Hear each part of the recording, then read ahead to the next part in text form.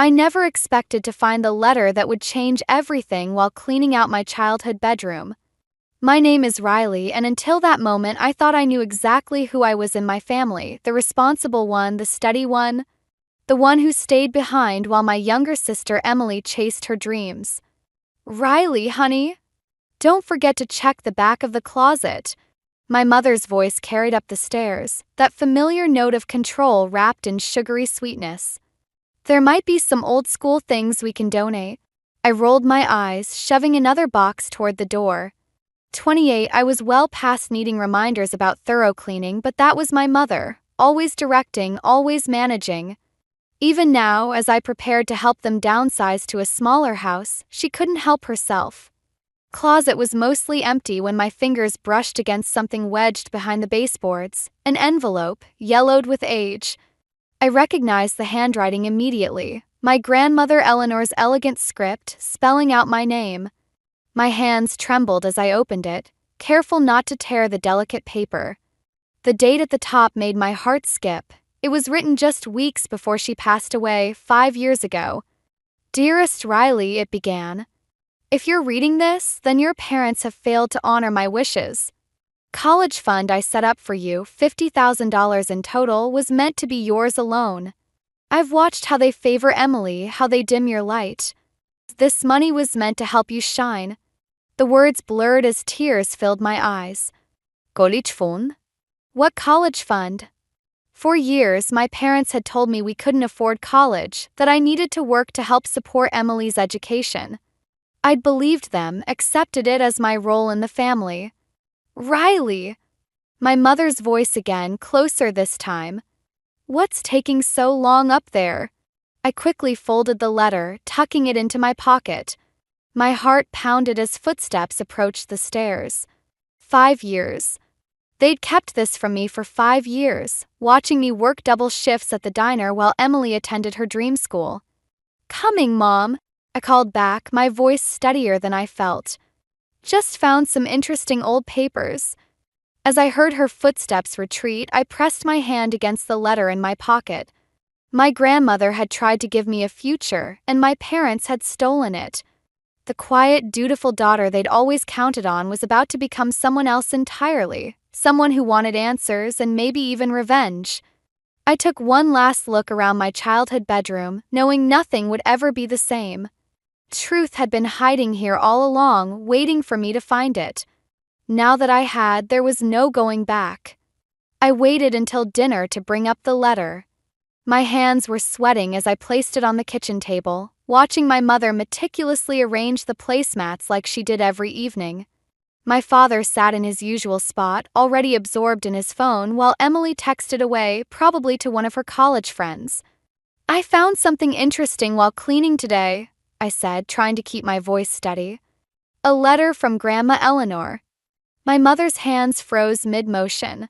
The silence that followed was deafening. Oh. She didn't turn around, but I caught the slight stiffening of her shoulders. Just some old correspondence, I'm sure. Actually, it mentions a college fund. I pushed the letter forward. $50,000. For me.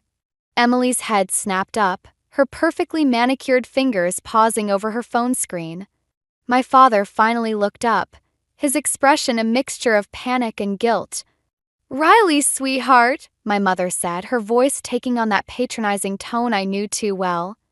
Your grandmother was confused near the end. She made a lot of promises she couldn't keep. The letter's dated 2 weeks before she died, I countered. And it specifically mentions that the money was already set aside. Really, Riley? Emily rolled her eyes. Are we supposed to believe Grandma just happened to leave you a secret fortune? Maybe she left me a yacht we don't know about too. My father cleared his throat. Your mother and I did what was best for the family. College costs are astronomical these days, and with Emily's potential. My potential? I stood up so quickly my chair scraped against the floor. What about my potential? I've been working at that diner for 5 years, giving you half my paycheck while Emily gets to pursue her dreams. Don't be dramatic, my mother snapped, finally turning to face me. We've all made sacrifices. Your sister needed. Needed what? My voice cracked. Everything? Well, I got nothing.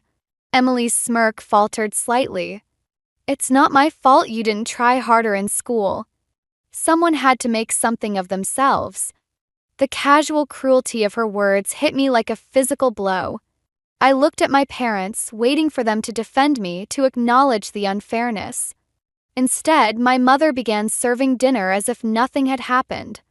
We should focus on the present, my father said weakly. What's done is done.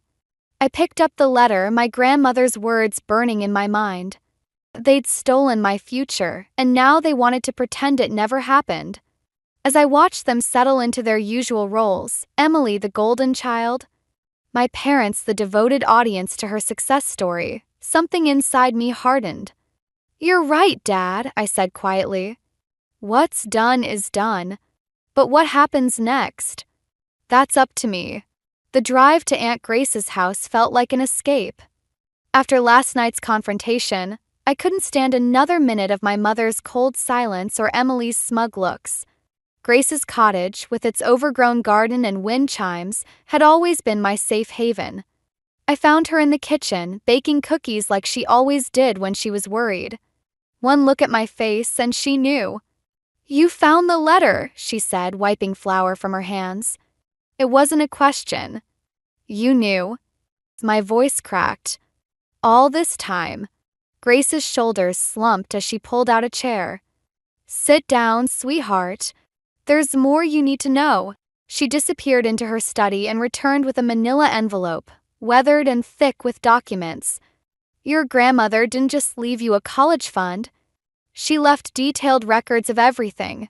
Bank statements, letters to the trustees, even recordings of conversations with your parents. My hand shook as I pulled out the papers. Account statements showed regular deposits over years, building up to well over $50,000. Then, 3 months after Grandma Eleanor died, everything was transferred to a new account. They used it for Emily's college tuition, Grace confirmed, her voice tight with anger. Eleanor knew they might try something like this. That's why she made me promise to keep copies of everything. Why didn't you tell me sooner? I wanted to, believe me. But Eleanor made me promise to wait until you found the letter yourself. She said you needed to be ready to stand on your own feet first. Car door slammed outside. Through the window, I saw my mother's SUV in the driveway. Grace. My mother's voice carried through the open window. Your neighbor said Riley's car was here. We need to talk. Grace squeezed my hand. You don't have to face them if you're not ready. But I was already gathering the documents, my heart pounding. Actually, I think it's perfect timing. I heard them before I saw them. My mother's heels on the porch steps, my father's nervous cough, Emily's dramatic sigh. Riley, my mother started as they entered, then stopped short when she saw the papers spread across the table. Color drained from her face. Looking for these? I held up a bank statement. Funny how Emily's tuition payments matched the exact amounts withdrawn from my college fund. You had no right to go digging through, Emily began, but Grace cut her off. She has every right. It's her money you stole. My father wouldn't meet my eyes. We were going to pay it back. When? I stood up, feeling stronger than I had in years. After you finished paying for Emily's master's degree with my paychecks? The silence that followed told me everything I needed to know. In that moment, watching their carefully constructed lies crumble, I realized Grandma Eleanor had given me something far more valuable than money. She'd given me the truth, and with it, power to finally break free. The diner's fluorescent lights made everything look harsh and unreal as I mechanically refilled coffee cups during my evening shift. 3 days had passed since the confrontation at Aunt Grace's, and my parents had shifted tactics from denial to constant guilt-tripping texts. You look like you're about to drop, Sarah, my coworker, said as I fumbled another order. Everything okay? Before I could answer, the bell above the door chimed. Emily walked in, wearing the designer coat our parents had bought her for Christmas. My stomach clenched. "We need to talk," she said, sliding onto a bar stool. "Mom and Dad are falling apart because of you." I kept wiping the counter, not looking up. "I'm working." "They're behind on the mortgage," Emily continued, her voice low. "Dad might lose his job." "Is that what you wanted?" My hand stilled. "What are you talking about?" "They took out a second mortgage to pay for my last semester." She leaned forward. "They were counting on your rent money to make the payments." Coffee pot slipped from my hand, shattering on the floor. Hot liquid splashed my ankles, but I barely felt it. All those extra shifts, all that overtime, they'd been using my money to pay for Emily's education twice over. Sarah appeared with a mop. "Take 5, Riley." "I've got this." In the break room, I slumped against the wall, my hands shaking as I pulled up my banking app. 5 years of deposits to my parents' account, money that could have been my own education, my own future. Emily followed me in. "Look, I know you're upset about Grandma's money, but..." "Stop." My voice was barely a whisper. "Just stop." "They did it for me," she said, and for the first time I heard uncertainty in her voice. "Because I had potential." "And I didn't?" I turned to face her. "Or did they just decide that before giving me a chance?" She flinched. "That's not fair." Neither was stealing my future. I untied my apron. "Tell Sarah I'm taking the rest of my shift off." "Riley, wait." But I was already walking out, my mind racing. I had some savings hidden in a separate account. Not much, but maybe enough for a deposit on a small apartment. Aunt Grace would help me figure out the rest. My phone buzzed with a text from my mother. "Family dinner tonight. We need to discuss your attitude." I typed back 3 words that changed everything. "I'm moving out."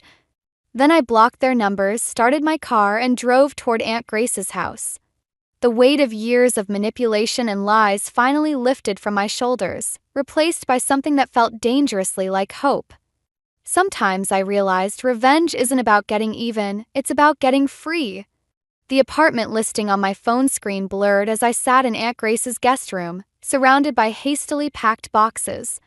A studio downtown, small but affordable on my diner salary. My finger hovered over the contact landlord button when heavy knocking echoed through the house. "Riley!" My mother's voice, sharp with desperation. "We know you're in there." Grace appeared in the doorway, her expression grim. "You don't have to talk to them." But I was already moving.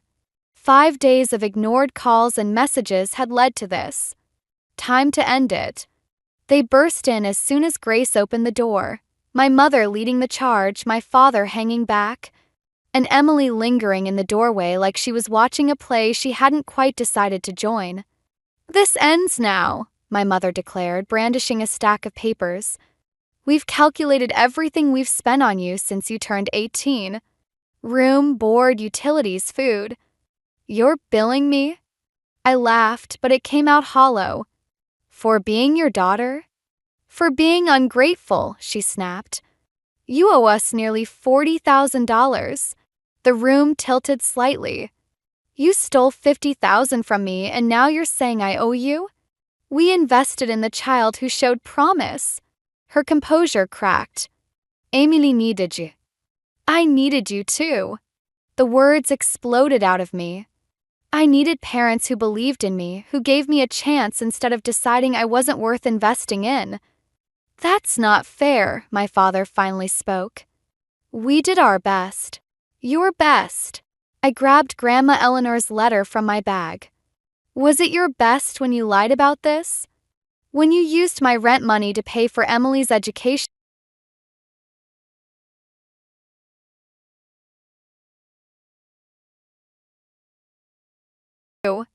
I turned to her. "Did you ever once think about what it cost me to fund your dreams? Or were you too busy looking down on me from your pedestal?" Silence fell. In that moment, I saw them clearly. My mother's desperate need for control, my father's weak enablement, Emily's carefully constructed superiority. "I'm leaving," I said, my voice steady.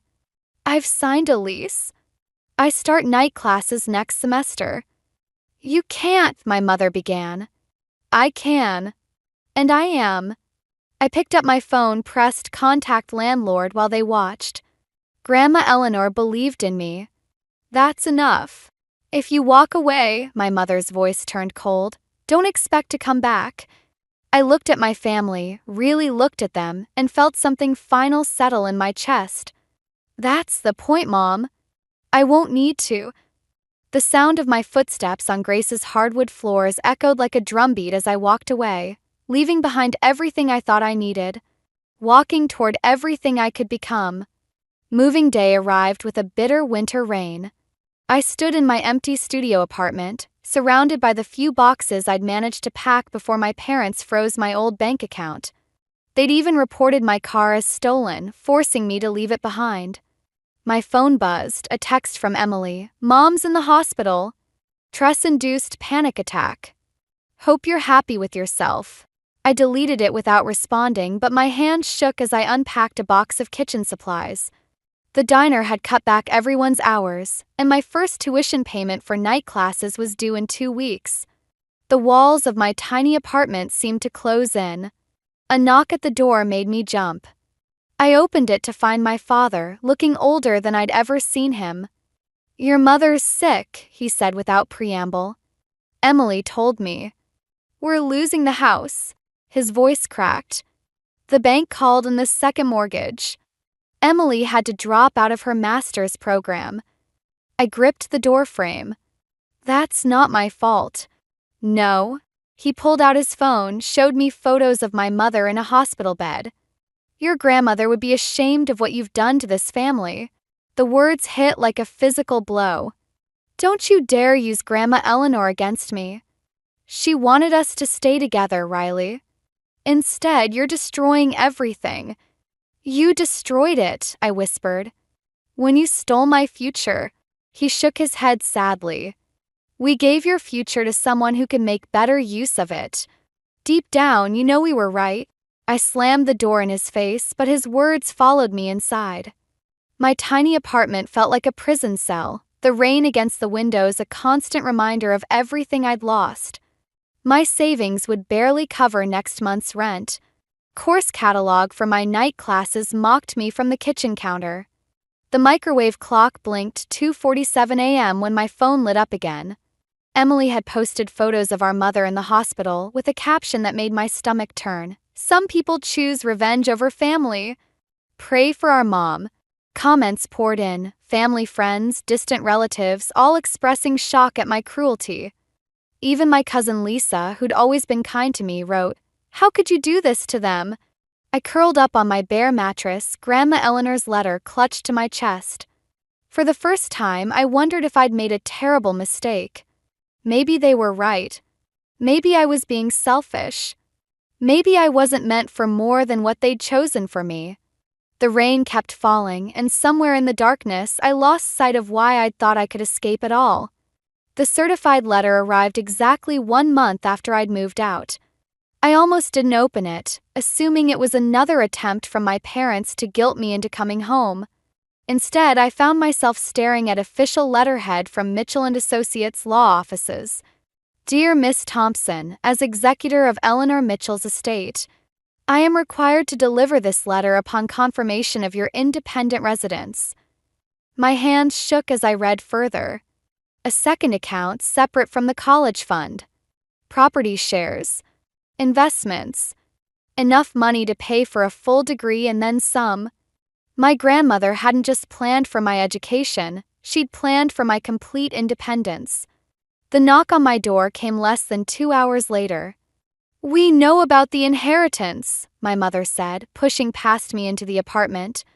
My father and Emily followed, forming a familiar wall of disapproval. How did you? The lawyer called us first, Emily smirked. Professional courtesy. More like a warning, my mother added. Given your recent behavior, we're filing for conservatorship. You're clearly not in a mental state to manage this kind of money. The room spun slightly. You can't do that. We can and we will. She pulled out a folder. We have documentation of your erratic behavior, testimonies from family friends about your vindictive actions, medical records. Medical records? I grabbed the folder, flipping through pages of carefully curated evidence. You've been planning this since you found out about the first letter. We're trying to protect you, my father said quietly. And the family. No. I threw the folder down. You're trying to control me. Again, Emily stepped forward. Don't be stupid, Riley. Just come home. Everything can go back to normal. And suddenly I saw it all so clearly, the pattern that had defined my entire life. They'd never stop trying to dim my light, just like Grandma Eleanor had written. I walked to my bedroom and returned with her letter, holding it like a shield. Normal? You mean where I work myself to death funding Emily's dreams while mine die? Where I believe I'm not worth investing in because you decided that before I could prove otherwise. Riley, my mother started. Get out. My voice was steady, stronger than I'd ever heard it. Get out, or I'll call the police and report you for harassment. And then I'll take these documents to a lawyer, a real one, and show them how you're trying to manipulate the system to steal from me. Again. They stared at me, shocked by this new version of Riley who didn't back down, didn't cave to guilt. You'll regret this, Emily said as they moved toward the door. I thought of Grandma Eleanor, of her careful planning, of her belief in me. No, I said. For the first time in my life, I won't. 1 year later, I sat in my university's library, surrounded by textbooks and the gentle hum of students preparing for finals. My phone buzzed with a text from Aunt Grace. Check your email. Found something while cleaning out Mom's old desk. The attachment was a photo of another letter from Grandma Eleanor, dated just days before she died. Unlike the others, this one was unfinished, trailing off mid-sentence. But what caught my eye was the book sitting next to it in the photo, her worn copy of Jane Eyre, the one she'd always promised to give me. It's yours if you want it, Grace wrote. That evening, I picked up the book from Grace's house. As I flipped through the yellowed pages, a small envelope fell out. Inside was a photograph I'd never seen before, teenage Eleanor standing proud in front of her first apartment, keys in hand. On the back, she'd written, "Sometimes the bravest thing is choosing yourself. Your turn now, Riley." I thought about Emily, who'd recently started working as a waitress after dropping out of her master's program. Last week, she'd sent me a single text, "I get it now." I hadn't responded, but I understood what she meant. My parents had sold their house, downsizing to an apartment. Mom had started working part-time at a local shop, her first job in 20 years. Dad's Facebook profile showed him looking older but somehow more present, less like the shadow he'd been. I ran my fingers over Eleanor's handwriting, remembering how everyone had expected me to break, to come crawling back when things got tough. Instead, I'd found my own path. My first semester grades had proved what Eleanor knew all along. I was capable of so much more than they'd allowed me to be. The book club I'd started at the local coffee shop had grown into a tight-knit group of friends who valued me for who I was, not what I could give them. We were reading Jane Eyre next month, my choice. My phone buzzed again. Emily, can we talk? Really talk? I looked at Eleanor's photo again, at her fierce, proud smile. Revenge hadn't been about hurting them in the end. It had been about saving myself, about breaking free from a story they'd written for me and writing my own. I texted back, "Coffee shop on Oak Street. Tuesday at 2. Maybe Emily was ready to write her own story too. Maybe not. But for the first time, I was okay either way. I had my own keys now, my own proud smile, my own unfinished chapters waiting to be written. I placed Eleanor's photo carefully between the pages of Jane Eyre and headed home to study. There was a future waiting, and this time it belonged entirely to me.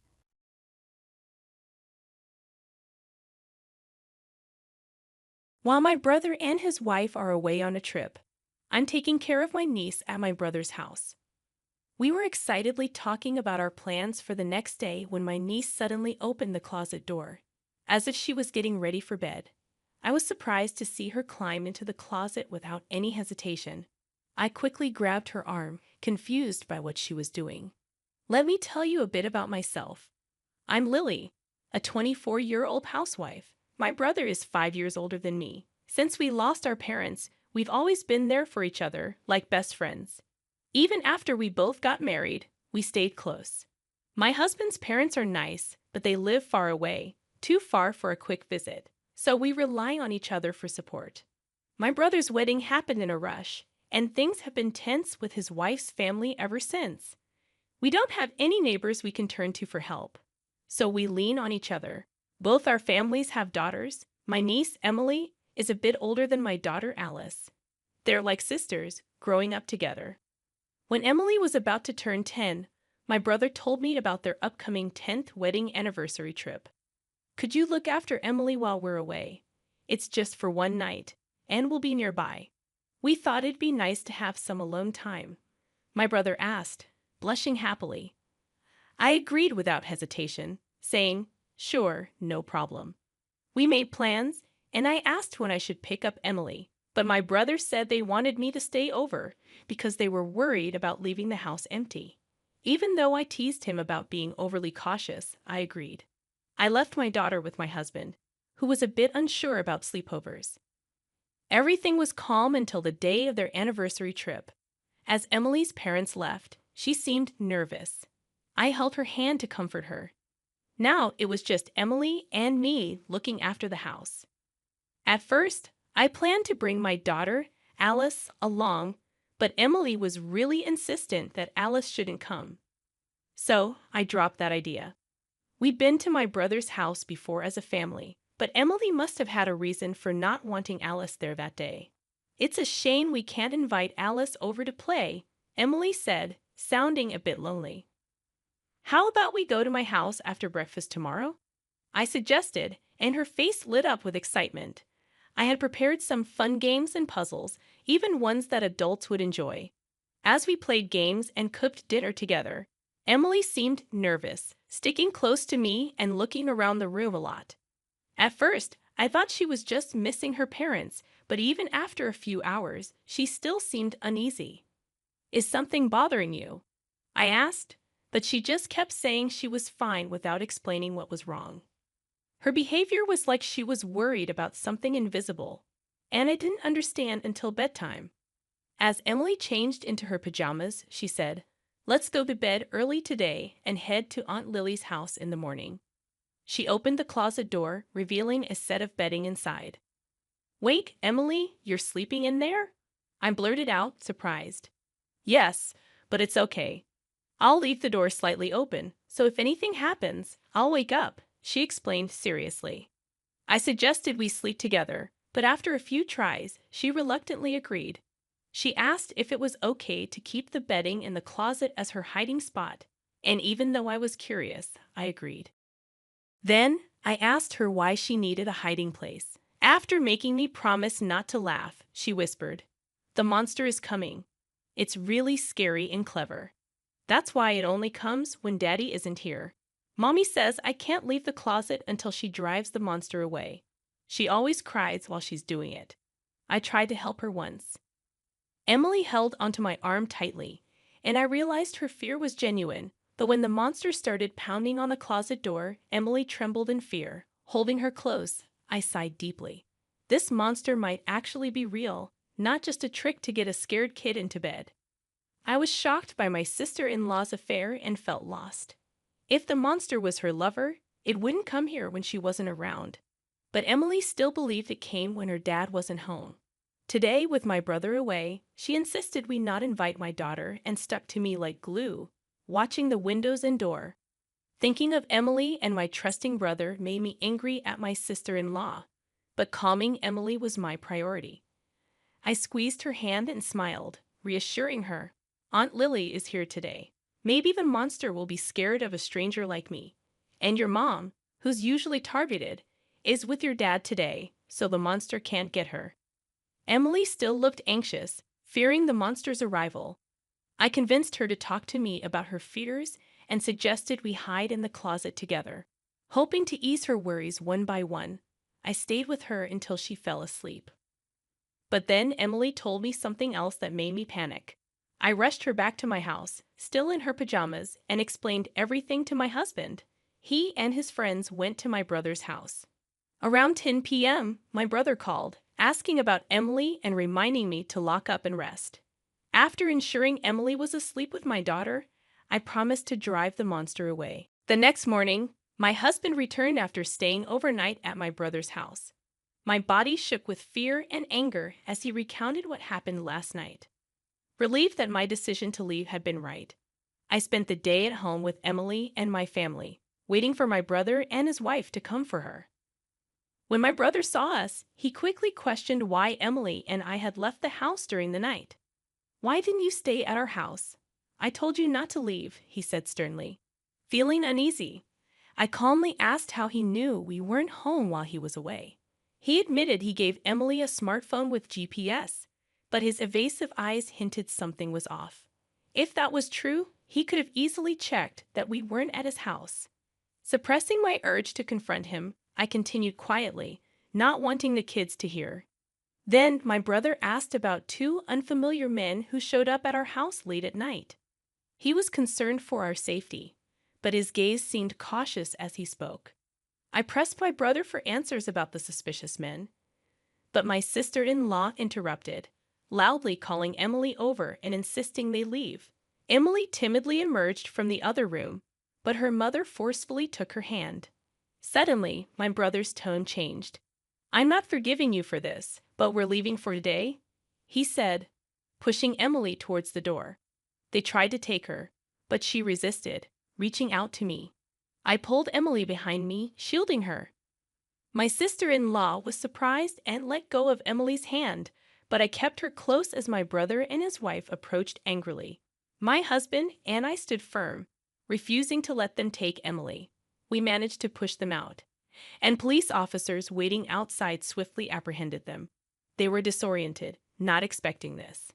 My brother argued with the police, saying if they didn't return Emily, we should be detained. My sister-in-law claimed we had locked Emily up, urging the police to save her. But my daughter pointed out that Emily didn't seem locked up at all. My brother tried to command Emily to come to him, but she was scared and stayed by my side. My sister-in-law stood silently as my brother yelled at the police, restrained in the entrance. My husband then showed him a video he'd had recorded the night before at their house. In the video, two men entered the house with a spare key, greeting each other and mentioning my brother's name, unaware of our presence. He told me it was a 30% discount because she's his sister. One of them smirked, glancing at my husband and his friends. When my husband's friend dodged the question, one of the men bragged about getting an even bigger discount because they were good friends with my brother and his wife, even mentioning a specific amount. "We're lucky we get to play with the kids today," one of them said with a grotesque laugh. My skin crawled just listening to the audio. Then my husband's friends started bombarding them with questions, asking if they often came here and if they always came together. Sensing something was wrong, the men asked where Emily and I were. When they saw my husband's angry expression as he said we weren't here, they realized the seriousness and quickly fled. They either didn't know about my husband's recording or chose not to mention it. My brother, who was supposed to be close to them, seemed shocked when he saw the video. He insisted, "I didn't know anything. I've been framed." But the evidence in the video showed otherwise. He was taken away by the police, and my sister-in-law pretended she knew nothing. But the police, already aware of Emily's testimony, wanted to ask her more questions. So they both ended up in custody. Later, they confessed everything. It turns out my sister-in-law would lure men into their home on nights my brother worked late shifts and take money from them. Realizing there was a demand for children among certain groups, she exploited it carefully. Emily, who knew nothing and was trying to help her bullied mother, was photographed posing as she was told. These photos seemed innocent, just pictures of a child. But my sister-in-law would develop them and show them to her customers, creating a bidding war as if at an auction. Strangely, she only lent out the photos, never selling them. Though despicable, this should have had nothing to do with my husband and me. But when my brother found out about his wife's business, instead of stopping her or protecting Emily, he started gathering men to become customers. More customers meant more money.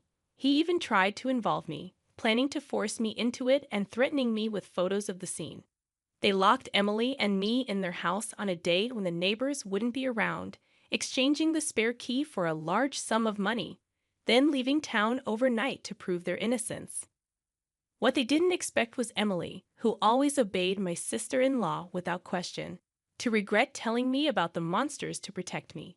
She didn't understand much of what was happening, that she knew the monsters were targeting them. By telling me, she brought the situation at my brother's house to light. When I learned about Emily's situation, I asked my husband to capture images of these so-called monsters. They leaked a lot of information, so the police acted promptly when we reported it. We also reported it to Child Protective Services, ensuring Emily's protection.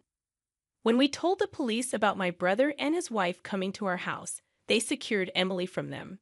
My brother and his wife were arrested on serious charges like violations of child welfare laws and laws against child exploitation.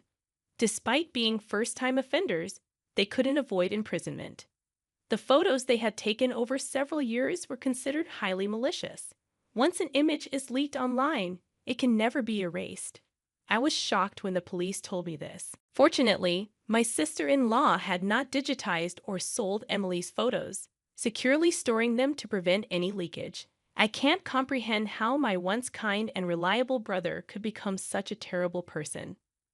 We had been helping each other out as usual until then, and the fact that I didn't notice this change scares me. Following the arrest of my brother and his wife, the so-called monsters were brought in for questioning by the police. They argued their innocence, claiming their plans hadn't succeeded, so they weren't guilty. However, the discovery of someone else's child's photos at their place and their involvement in other criminal acts confessed by my brother and his wife during interrogation led to their arrest on multiple charges.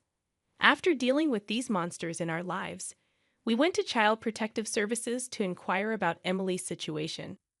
Her parents' arrest left her without anyone to care for her, and they were unfit guardians, so custody of Emily was taken away from them.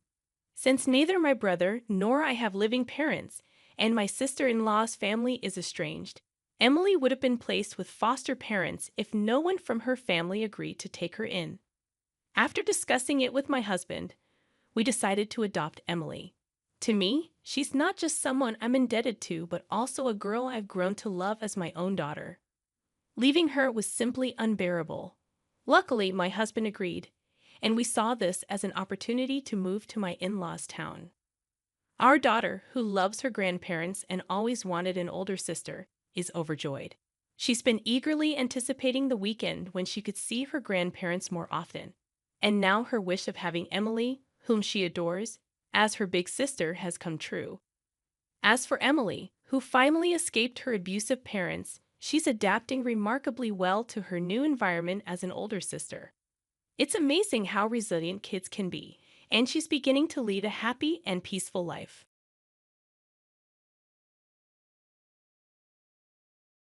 Since Lily was born, things have changed a lot. Before, when I entered a room, Mark used to look happy to see me. Now I'm lucky if he even grunts before burying his face in his phone. His job hasn't changed much, maybe even less stressful than before, but something in him turned off the day we brought her home. Mark used to like my paintings, but now he criticizes them. He used to admire my work, even had my best piece framed in his office once. Not anymore. When he sees me setting up my easel, his voice gets sharp and angry. He complains about the mess in the house, blaming me for not managing everything. Every night, he leaves for work without a word, ignoring me completely. Lily notices, asking if Daddy is angry. I try to reassure her, but it's hard when Mark doesn't appreciate what I do. I keep trying to make things better, cooking dinner, keeping the house clean, and taking care of Lily. But Mark just sees my painting as a waste of time and money. He doesn't understand that it's important to me. I try to stand up for myself, telling him that raising our daughter and painting are meaningful to me. But he doesn't listen, only seeing it as a mess he'll have to clean up later. His unkind words hurt, but I'm getting used to it.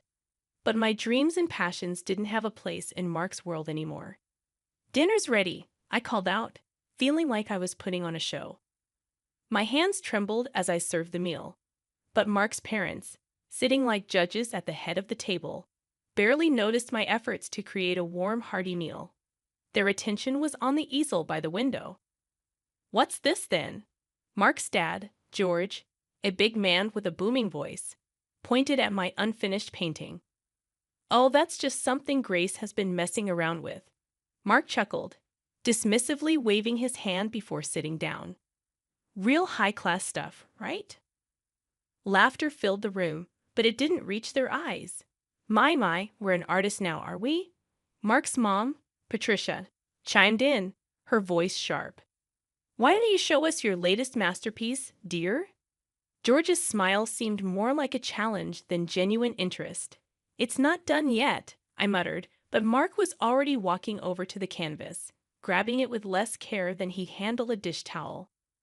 "Look at this, folks," Mark laughed, flipping the canvas around like he was revealing a letter on Wheel of Fortune.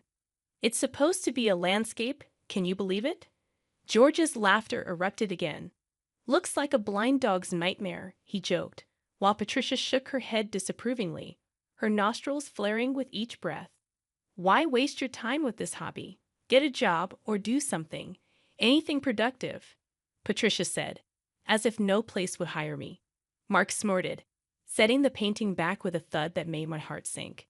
"The job market's tough out there, and well, look at her." I felt a lump in my throat, my hands tightening into fists at my sides. "I do plenty. I take care of Lily and this house," I tried to say, but my words faltered under their collective stare. Patricia prodded at the food with her fork as if she suspected it was poisoned. "Taking care of your family is the least you can do," she sniffed. "But honestly, Mark, if you'd married someone with a little ambition." They went on, tearing strips off me with every word, while I just stood there. The room closed in, their words pressing on my chest, squeezing the air from my lungs. I felt myself slipping away, becoming smaller, insignificant in this grand performance of theirs. Something in me snapped as soon as the meal ended. With a fake tone, I excused myself and marched up the stairs, not looking back, locking myself in the bedroom. Mark's voice climbed up the stairs, maybe half an hour later, cracking through the door. "You coming back down? We need to clear the table." I didn't respond. I couldn't. If I opened my mouth, a scream or a sob would have escaped, and I wasn't going to give them the satisfaction of hearing my breakdown. I scrolled through my bank app, a frown etching deeper lines on my face. Our account was looking dire again this month, and the grocery list wasn't getting any shorter. Lily needed new shoes, too. Mark's voice tumbled in from the living room. "Grace, why is there a charge for $48.95 for Martin's art supplies?" "Just picked up a few things," I said, tapping through the app to transfer what remained of my personal savings to cover it. "I needed them," I said, my voice pleading. "Come on, Mark, that's money we could have put towards something important, isn't it?" His voice was flat, bored even, with a hint of something else. Was it disappointment? Frustration? "Art is important to me, Mark, the same way your golf is important to you," I replied, holding back the fact that his golf clubs cost more than a year's worth of my supplies. "Yeah, but golf is networking. It's part of my job." "What does your painting get us?" "A cluttered house and wasted cash," he grumbled. "It gets me through the day," I murmured, feeling that old familiar tug of war in my chest. Through the day? We have to be smart about money, not just spend it on whatever gets us through the day. Budget, Grace. "Budget," he said, and the word felt like a choke chain. "I pay for my art supplies with my own money, Mark, the money I had before." I trailed off, not wanting another fight.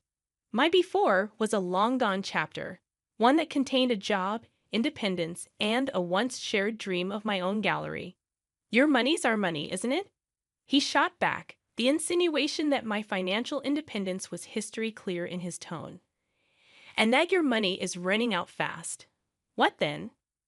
Later at the store, I chose the cheaper brands, counting every cent, every compromise, locking eyes with the rest of the shelves.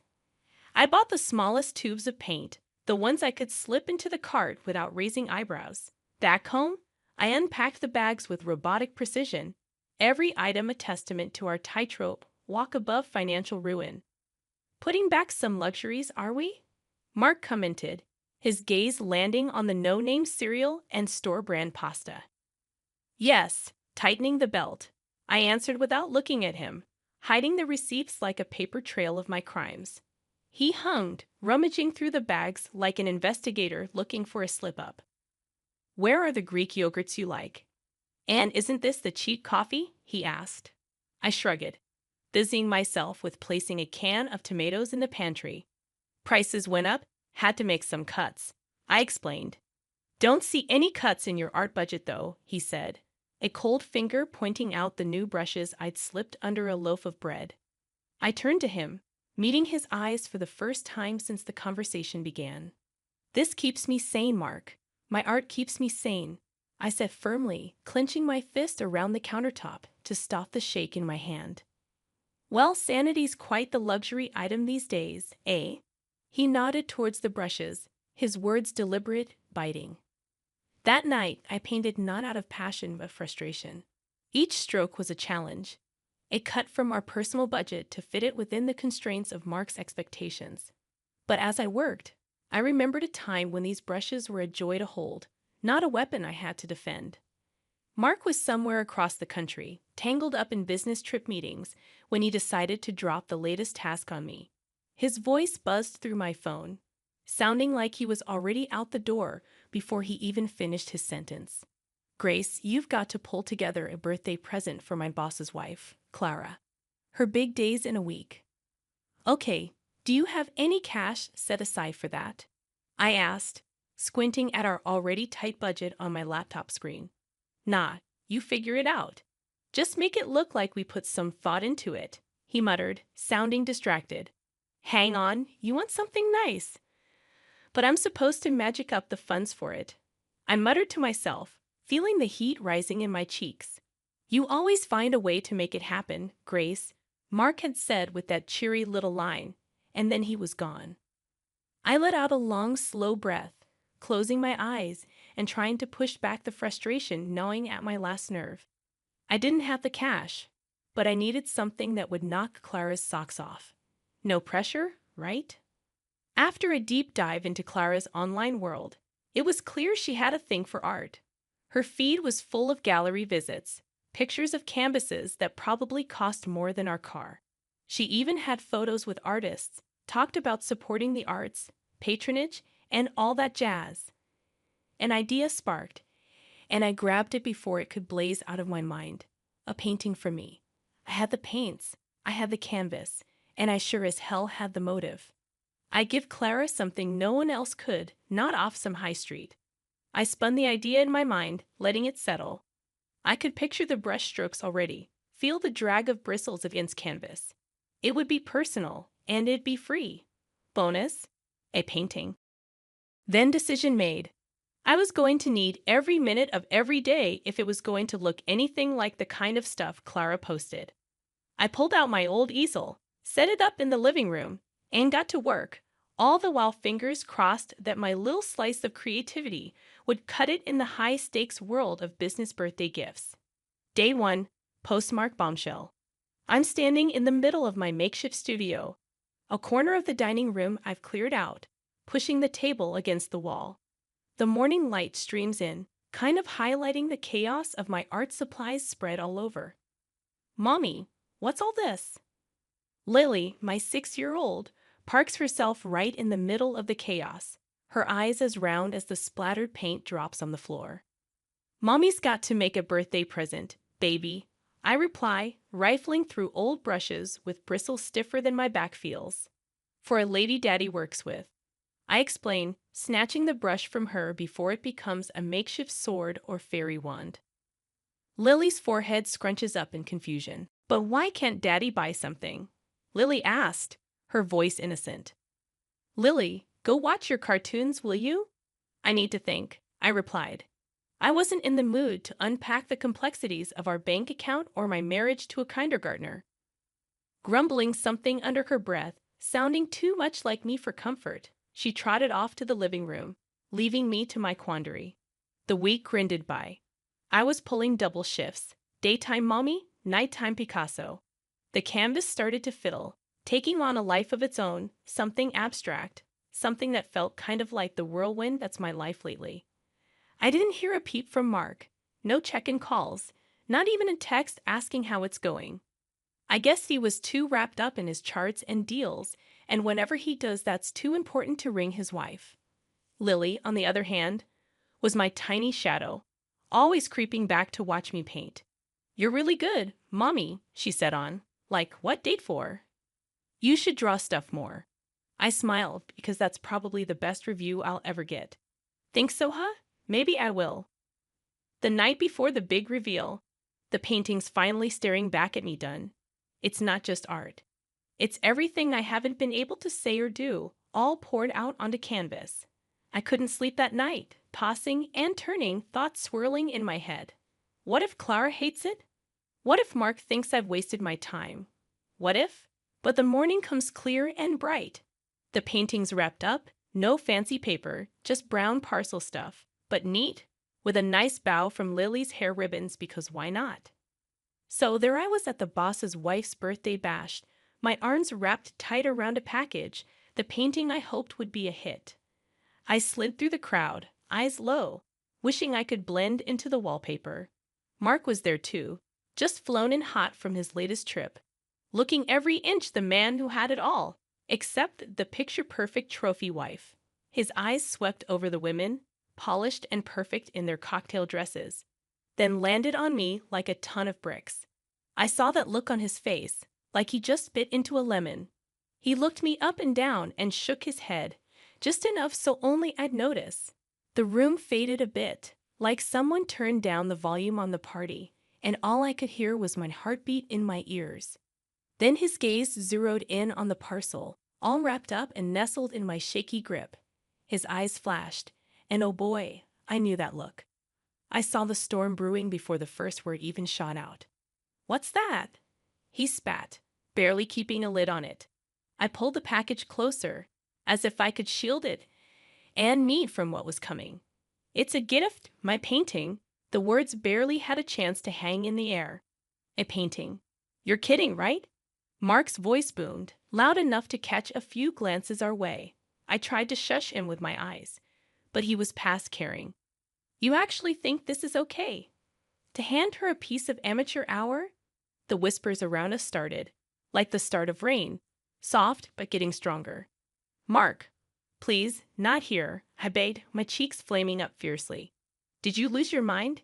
he roared, and the room didn't just pause, it froze.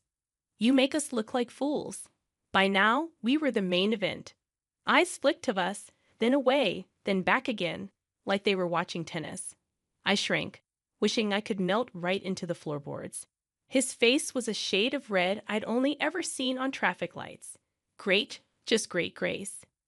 He vented, throwing his hands up. "You don't think, do you?" The heat in my face told me I was blushing, and not in a cute way. My hand shook, but I hugged the painting tighter because what else was there to hang on to? I took a breath, tried to remember why I thought this was a good idea. "Now everyone's going to have a go at us, thanks to you and your dumb idea," he added, sharp as a knife. My mouth opened, words ready to tumble out to defend, or maybe just to tell him to put a sock in it. But what was there to say with the whole room's eyes burning holes into us? Instead, I just stood there, the fool he called me, wishing the ground would do me a favor and swallow me whole. The laughter after Mark's outburst felt like daggers. Even with the room spinning, I caught the boss's eye. He was just watching, all quiet, with something like confusion on his face.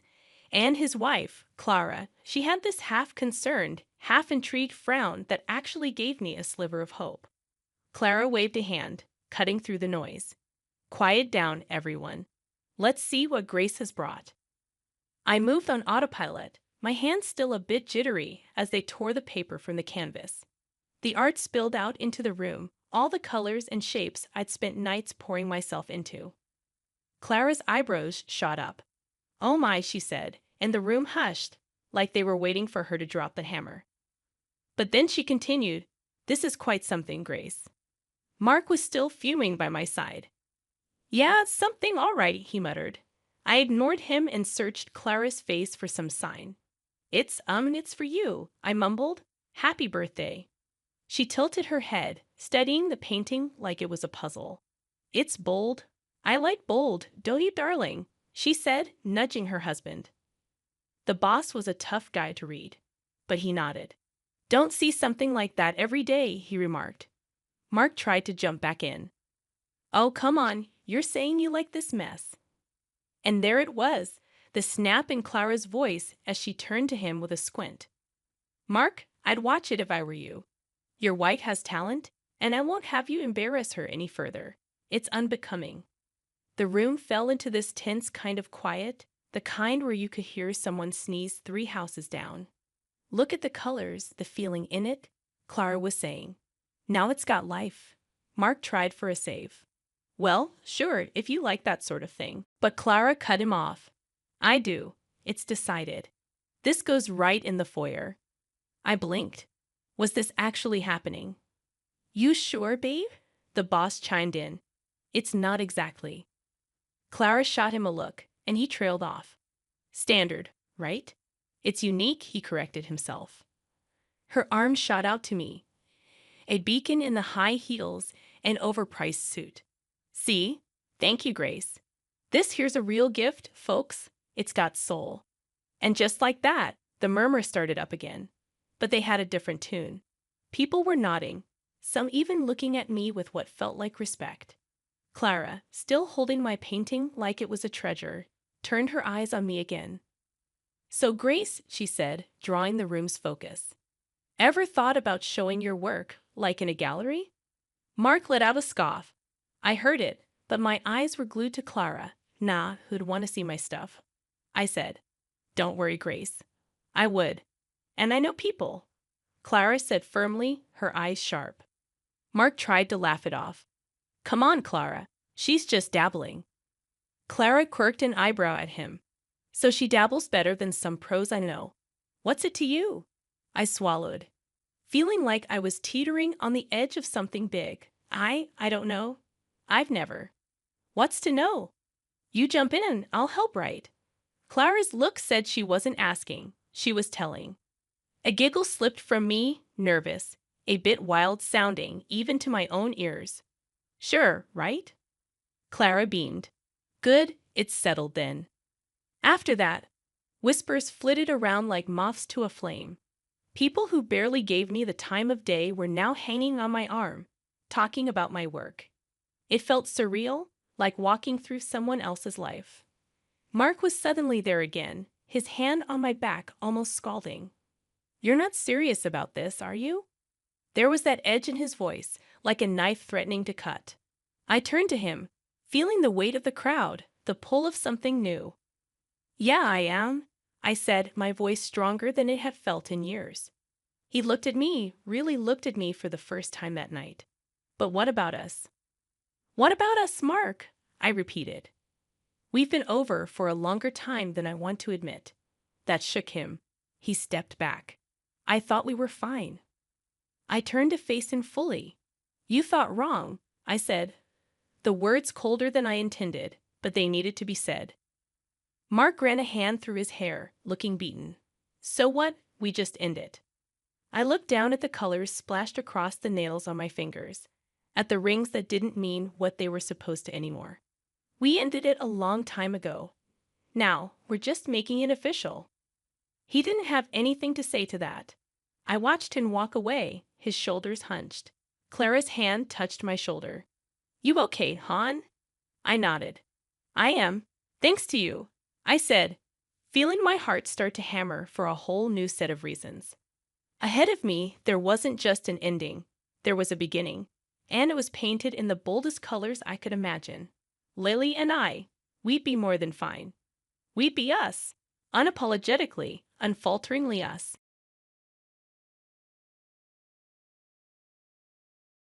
My name's Helen Collins. I'm 29, and I work at a small library in a town not many know about. My life is pretty simple, but I like it that way. I've always been quiet and liked books more than noisy stuff outside. The library is like my special place. It's old and a bit creaky, but I love it. Every day at 8 o'clock a.m., I open up, turn on the lights, and enjoy the smell of books. My parents passed away when I was young, so my grandma raised me. She taught me to love reading. But she's gone now, and I'm on my own. One morning, Mr. Jenkins, a regular, greeted me as usual. He loves history books. I told him we got a new shipment in. He chuckled and went to check them out.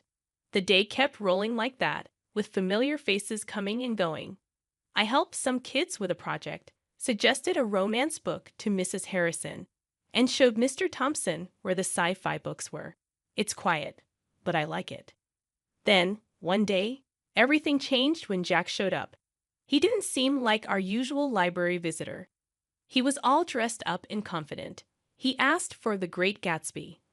I led him to the classics section and handed him the book. Our hands touched briefly, and it felt like a small shock.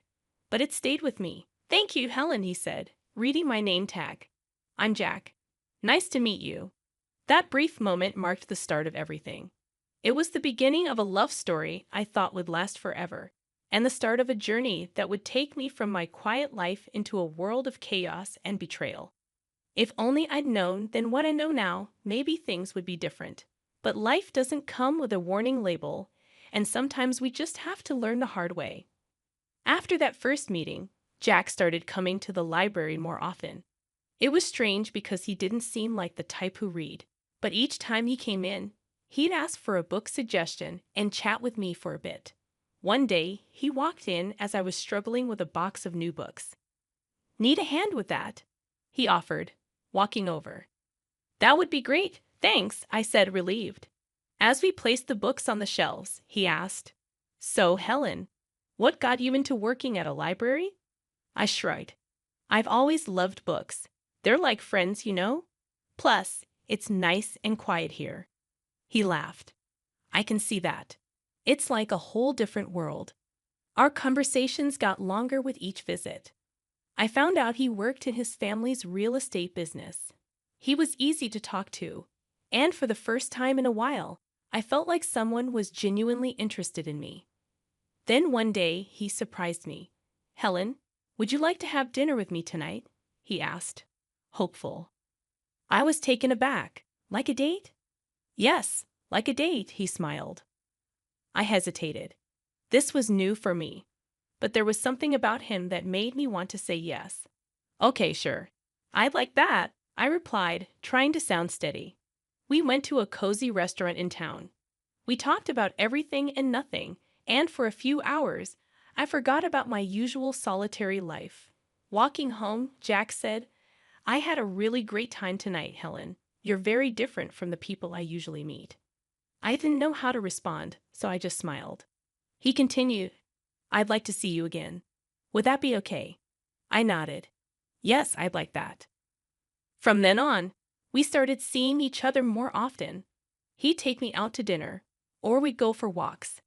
It felt nice. For once, I felt like I was part of something more, part of a world that wasn't just about books and quietness. It wasn't long before I fell hard for him. He was charming and attentive, and he made me feel special. And when he asked, I didn't hesitate. I said yes. Looking back, I wish I had seen the signs. I wish I had known that the charm was just a mask, a cover for something much less pleasant. Love can blind you, make you ignore warning signs, and I was head over heels in love, or so I thought.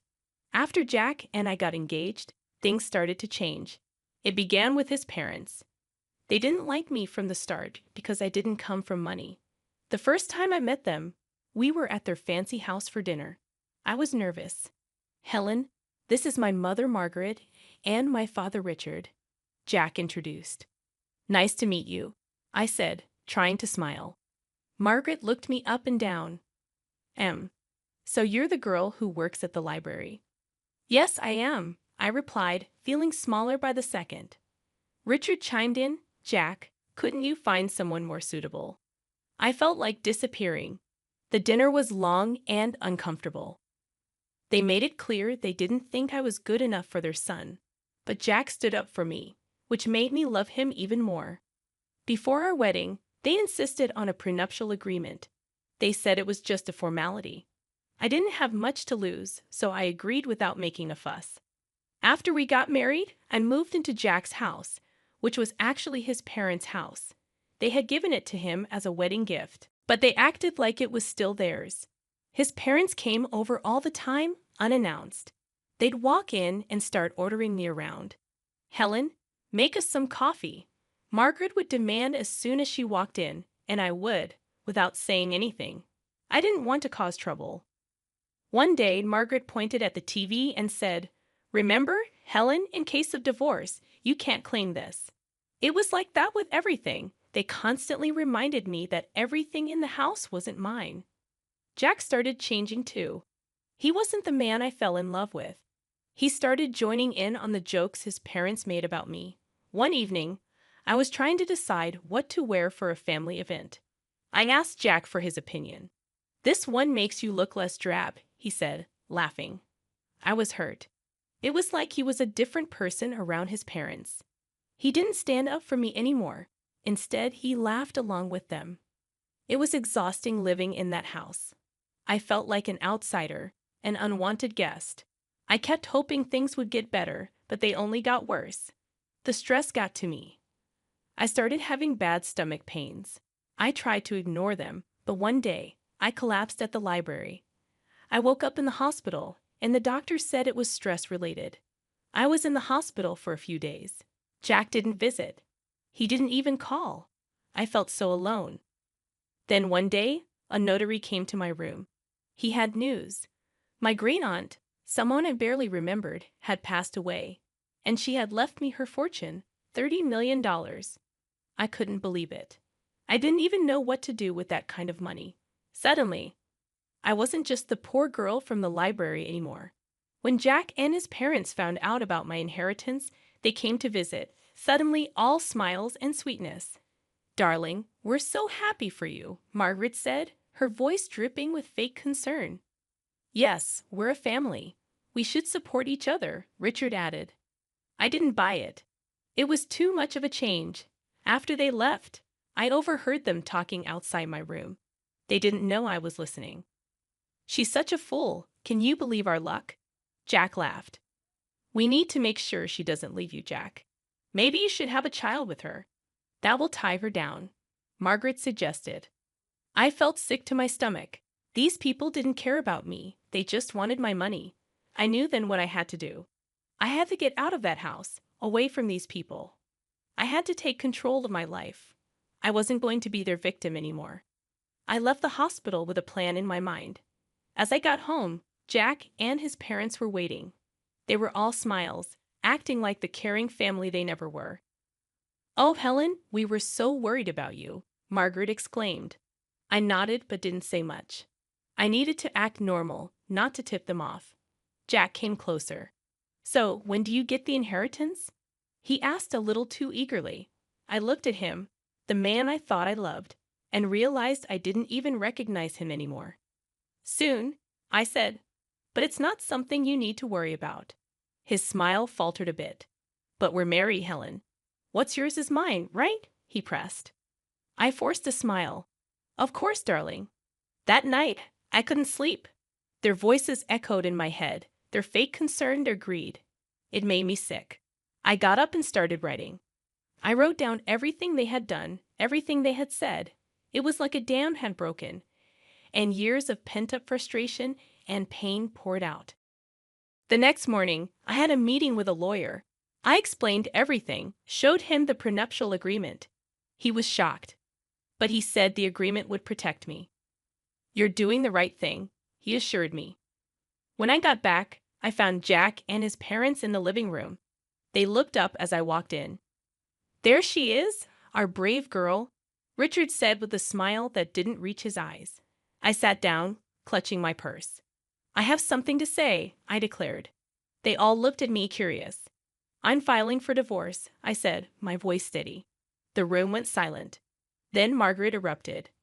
What? You ungrateful little. Jack was on his feet. Helen, you can't be serious. We love you. Do you, Jack? Because I don't feel loved. I feel used, I replied. Margaret was fuming. We'll sue you. We'll take half of your inheritance. I reached into my purse and pulled out a copy of the prenuptial agreement. Actually, you can't. This says neither of us can claim the other's property in case of divorce. They were speechless. For the first time, I felt in control. I stood up. I'm leaving. I don't want any of you to contact me. I walked out of that house, their shouts and insults trailing behind me. It was the hardest thing I'd ever done, but as I drove away, I felt a weight lift off my shoulders. I was free. Free from their disdain, their manipulation. For the first time in a long time, I felt like I could breathe. I didn't know what the future held, but I knew it had to be better than the past. I rented a small apartment in the city. It was nothing fancy, but it was mine. For the first time in years, I felt a sense of peace. I was still dealing with the divorce, but I felt like I could handle it. One day, I got a call from the lawyer. Helen, there's something you should know about your great-aunt's will, he said. I was puzzled. What about it? There's a condition. You need to use a portion of your inheritance for a charitable cause. It was your great-aunt's final wish, he explained. I was surprised. I had no idea. She was quite the philanthropist. It seems she wanted to pass that on to you. I hung up the phone, deep in thought. My great-aunt had given me a chance to do something good. It felt like a sign, a push in a new direction. I started researching charities and causes. I wanted to do something meaningful, something that would make a difference. That's when I stumbled upon a small organization that helped women who were victims of domestic abuse. It struck a chord with me. I contacted them and set up a meeting. The women there were so grateful for the help. It felt like I was finally doing something worthwhile. I met Linda, who was passionate and dedicated. We provide shelter, legal aid, and counseling to women who have nowhere else to go, Linda explained. I listened, moved by the story she shared. I want to help, I said, feeling a sense of purpose I hadn't felt in years. With Linda's guidance, I used a part of the inheritance to fund a new shelter. It was an incredible feeling, knowing I was helping other women find a way out, just like I had.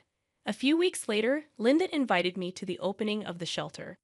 It was a small event, but the atmosphere was full of hope and gratitude. As people mingled, I noticed a familiar face in the crowd. Sarah, an old colleague from the library. Helen, is that you? She asked, surprised. Sarah, it's been so long, I said, hugging her. What are you doing here? She asked. I told her about the shelter, about my involvement. She listened, her eyes wide. That's incredible, Helen. I had no idea, she said. It's a new chapter for me, I said, smiling. We spent the evening catching up. It felt good to reconnect with an old friend. It felt like pieces of my life were slowly falling back into place. As the event wrapped up, Linda came over. Helen, I can't thank you enough. This shelter will change lives, she said. I looked around at the faces of the women who now had a safe place to go. It's the least I could do, I said, feeling a warmth in my heart that I hadn't felt in a very long time. The days started to blend into one another, each filled with the rewarding work at the shelter. I was finding a new sense of purpose, something that was truly mine. Then, out of the blue, my phone rang. It was a number I hadn't seen in a while. Jack. My heart raced with a mixture of emotions, but curiosity won. Hello, Jack, I said, my voice calm. Helen, I need to talk to you. Can we meet? It's urgent. His voice sounded desperate. Reluctantly, I agreed to meet him at a public coffee shop, hoping that being in a familiar place would give me strength. Sitting across from Jack, he looked different, defeated, almost pitiful. His eyes were pleading. Helen, I made a huge mistake. I want you back. I've realized how much you mean to me, he blurted out. I looked at him, feeling nothing but contempt. Why now, Jack? He sighed. My parents, they controlled everything. They were the reason our marriage failed. I was weak, but I'm different now. I felt a surge of anger. You blame your parents. You stood by while they treated me like dirt. You laughed with them, Jack. He reached for my hand, but I pulled away. Please, Helen. I know I was wrong. I've changed, he pleaded. I stared at him, seeing the man I once loved. But now I felt nothing for him. Changed or not, it's too late. I feel nothing for you, Jack. Nothing but contempt, I said firmly. His face fell, and for a moment, I saw a glimpse of the man I married, but it was fleeting. I'm sorry, Jack. I've moved on. I have a life now, a purpose. There's no place for you in it, I said firmly. He nodded slowly, a look of resignation on his face. I understand. I just had to try. Leaving the coffee shop, I felt a weight lift off my shoulders. It was over. Truly over. The next day, there was an event at the shelter. A local artist had donated a sculpture, and it was to be unveiled in the garden.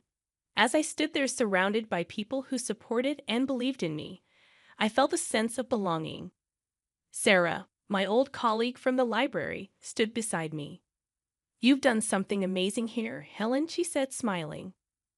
The artist pulled the cover off the sculpture, the figure of a woman reaching up to the sky.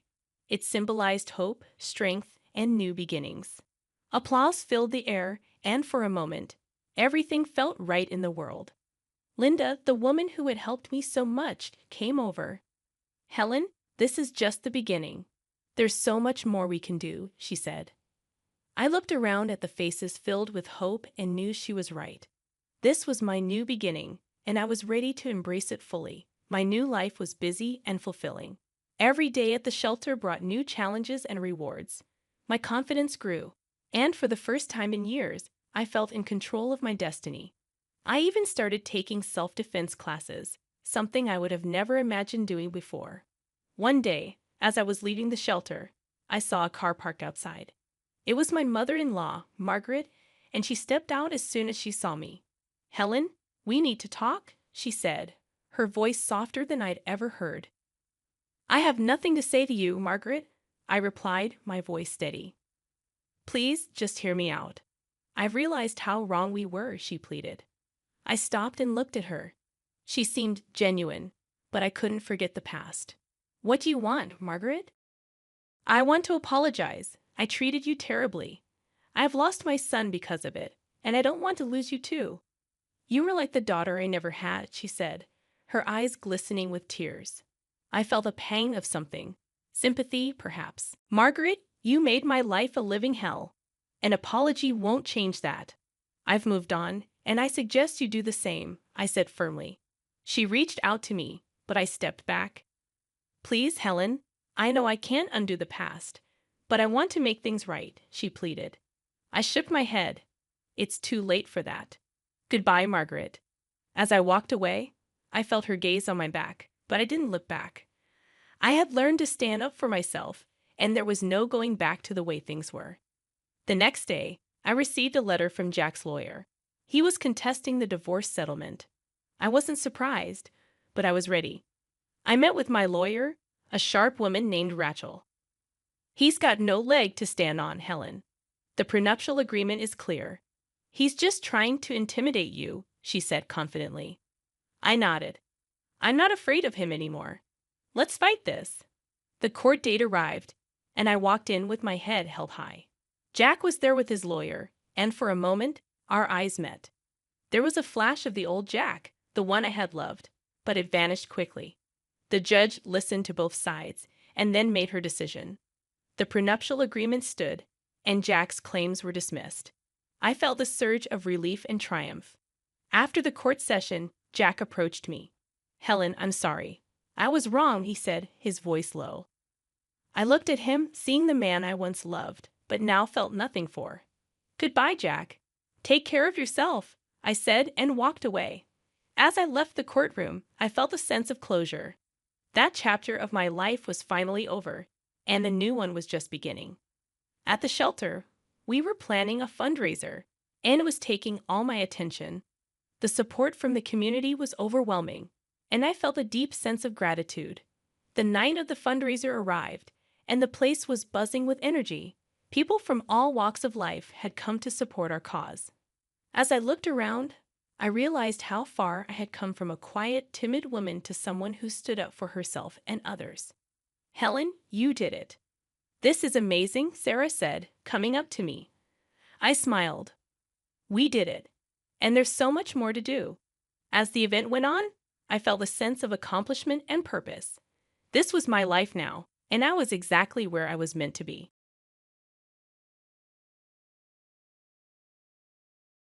I'm Emma, a 34-year-old who used to take pictures as a job. Now, I'm a full-time mom. My whole life used to be about capturing moments through my camera, but now it's all about taking care of my baby who's sleeping in the next room. But deep down, something doesn't feel right. Our house, which used to be our happy place, now feels empty. The fancy terrace where my husband Alex and I would chat in the mornings feels like it's mocking me with its emptiness. Even the garden, which we used to care for together, feels like it's silently witnessing the growing space between us. I remember the day I brought our baby boy home from the hospital. I expected Alex to be excited, maybe shed a tear of joy. Instead, he barely acknowledged us. He said he wasn't good with babies and needed time. It's not just about the baby, though. Alex seems different now. When he comes home from work, he looks tired and distant. One evening, as I tried to talk to him about it, he brushed me off, saying he was tired from work and didn't need a lecture. But I couldn't keep quiet. I told him I felt like I was raising our son alone. He looked at me coldly and asked what more I wanted from him. It hurt to hear him say that. I just wanted my husband back, the one who promised to always be there for me. But it felt like he was slipping away, buried in his work just like before. And then, one evening, he came home late again, avoiding my eyes as he walked in. I'm just tired, I said wearily, feeling more drained than just physically exhausted.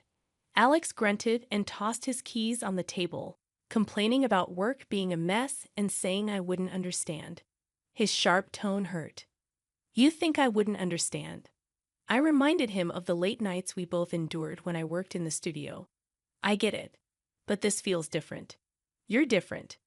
He scoffed and loosened his tie angrily. Different how? Because I'm trying to provide for this family? Because I'm not jumping with joy every minute? I held back my initial response, carefully choosing my words. It's not about providing, Alex. It's about being present. You barely look at your son. You barely talk to me. It's like you're here, but you're not. He finally looked at me, his eyes hard. What do you want from me, Emma? I'm working hard every day. Coming home to this? He gestured vaguely around the room, and all I get is complaints. His words cut deep. Complaints? Is that what you think this is, Alex? I'm worried about us, about you. I see how you avoid us, how you're pulling away. It reminds me of before. Alex's face tightened, his jaw clenched. You're bringing that up again. I thought we were past that, Emma. I thought we agreed to leave that behind. I held our son closer, feeling his warmth against the cold atmosphere between us. Leave it behind? How can I, Alex, when you're acting just like you did back then? The late nights, the distance, the silence, it's all too familiar. Frustration radiated from him as he threw up his hands. So what, you think I'm cheating again? Is that it? You think I haven't changed? The question hung heavily in the air, unwelcome and painful. I don't know, I admitted, feeling lost and unsure of where we stood. Alex, I don't know what to think. All I know is that something's not right, and it's tearing us apart, I said softly. He ran a hand through his hair, a telltale sign of his stress. Tearing us apart. Maybe it's your constant accusations. Ever thought of that? Maybe it's you who's not letting us move forward. He shot back, then abruptly left the room, leaving behind a silence heavier than any argument. It was just another Monday afternoon when my phone buzzed with a notification. A message from someone I didn't recognize. Curious, I opened it, unaware that those few lines were about to shatter the fragile piece of my world. Emma, you don't know me, but I think it's time you did. Alex has been living a double life, and I'm the other woman, it read. My heart stopped. This had to be some sick joke, but then I saw the pictures attached. Alex, not just with this woman, but with children, 3 of them, each bearing a resemblance to the man I called my husband. I was still reeling from the shock when Alex walked in, earlier than usual. Back so soon, I managed to say, my voice barely a whisper. He shrugged, clearly oblivious to the storm raging inside me. Yeah, things were slow at the office, he replied casually. I held up my phone, the picture of him with that woman and the children filling the screen. Slow? Huh. Is this how you kill time? His face went white, the mask of indifference crumbling in an instant. Emma, where did you get this? He asked, his words heavy with worry. From her, Alex. Your other woman, I said, my voice trembling. He tried to grab the phone, but I pulled away, my eyes never leaving his. So it's true then. The late nights, the distance. It wasn't just work, it was them, I said, feeling the weight of betrayal settling in. Alex sank into a chair, his facade shattered. Emma, listen. It's not what you think, he pleaded. I laughed, a hollow sound that echoed in the silence. Not what I think, Alex? The pictures don't lie. You have a whole other family. How long? How long have you been lying to me? I asked, my voice breaking. He buried his face in his hands, a defeated figure. A few years. It started small. I didn't mean for it to go this far, he confessed. A few years, I repeated, the words hanging heavily in the air, a testament to the lie my life had become and the children. Alex, are they yours? I asked, my voice steady despite the chaos inside. He didn't answer, but he didn't need to. The truth was right there in the silence, in the photos, in the years of deceit. You need to leave, Alex, now, I said firmly, my voice unwavering. With that, he left, the sound of the closing door marking the end of our story. I sat there alone, holding our son, the only real thing in the mess that was my life. Just when the dust seemed to be settling, life decided to throw another curveball. I was in the middle of a feeding session with my son when the doorbell rang, slicing through the quiet afternoon. Expecting maybe a delivery or a neighbor, I was completely taken aback to see Alex looking sheepish and the woman I recognized from the photos, the other woman, standing boldly in my doorway. Before I could even react, she pushed past me into the house, her eyes scanning every detail.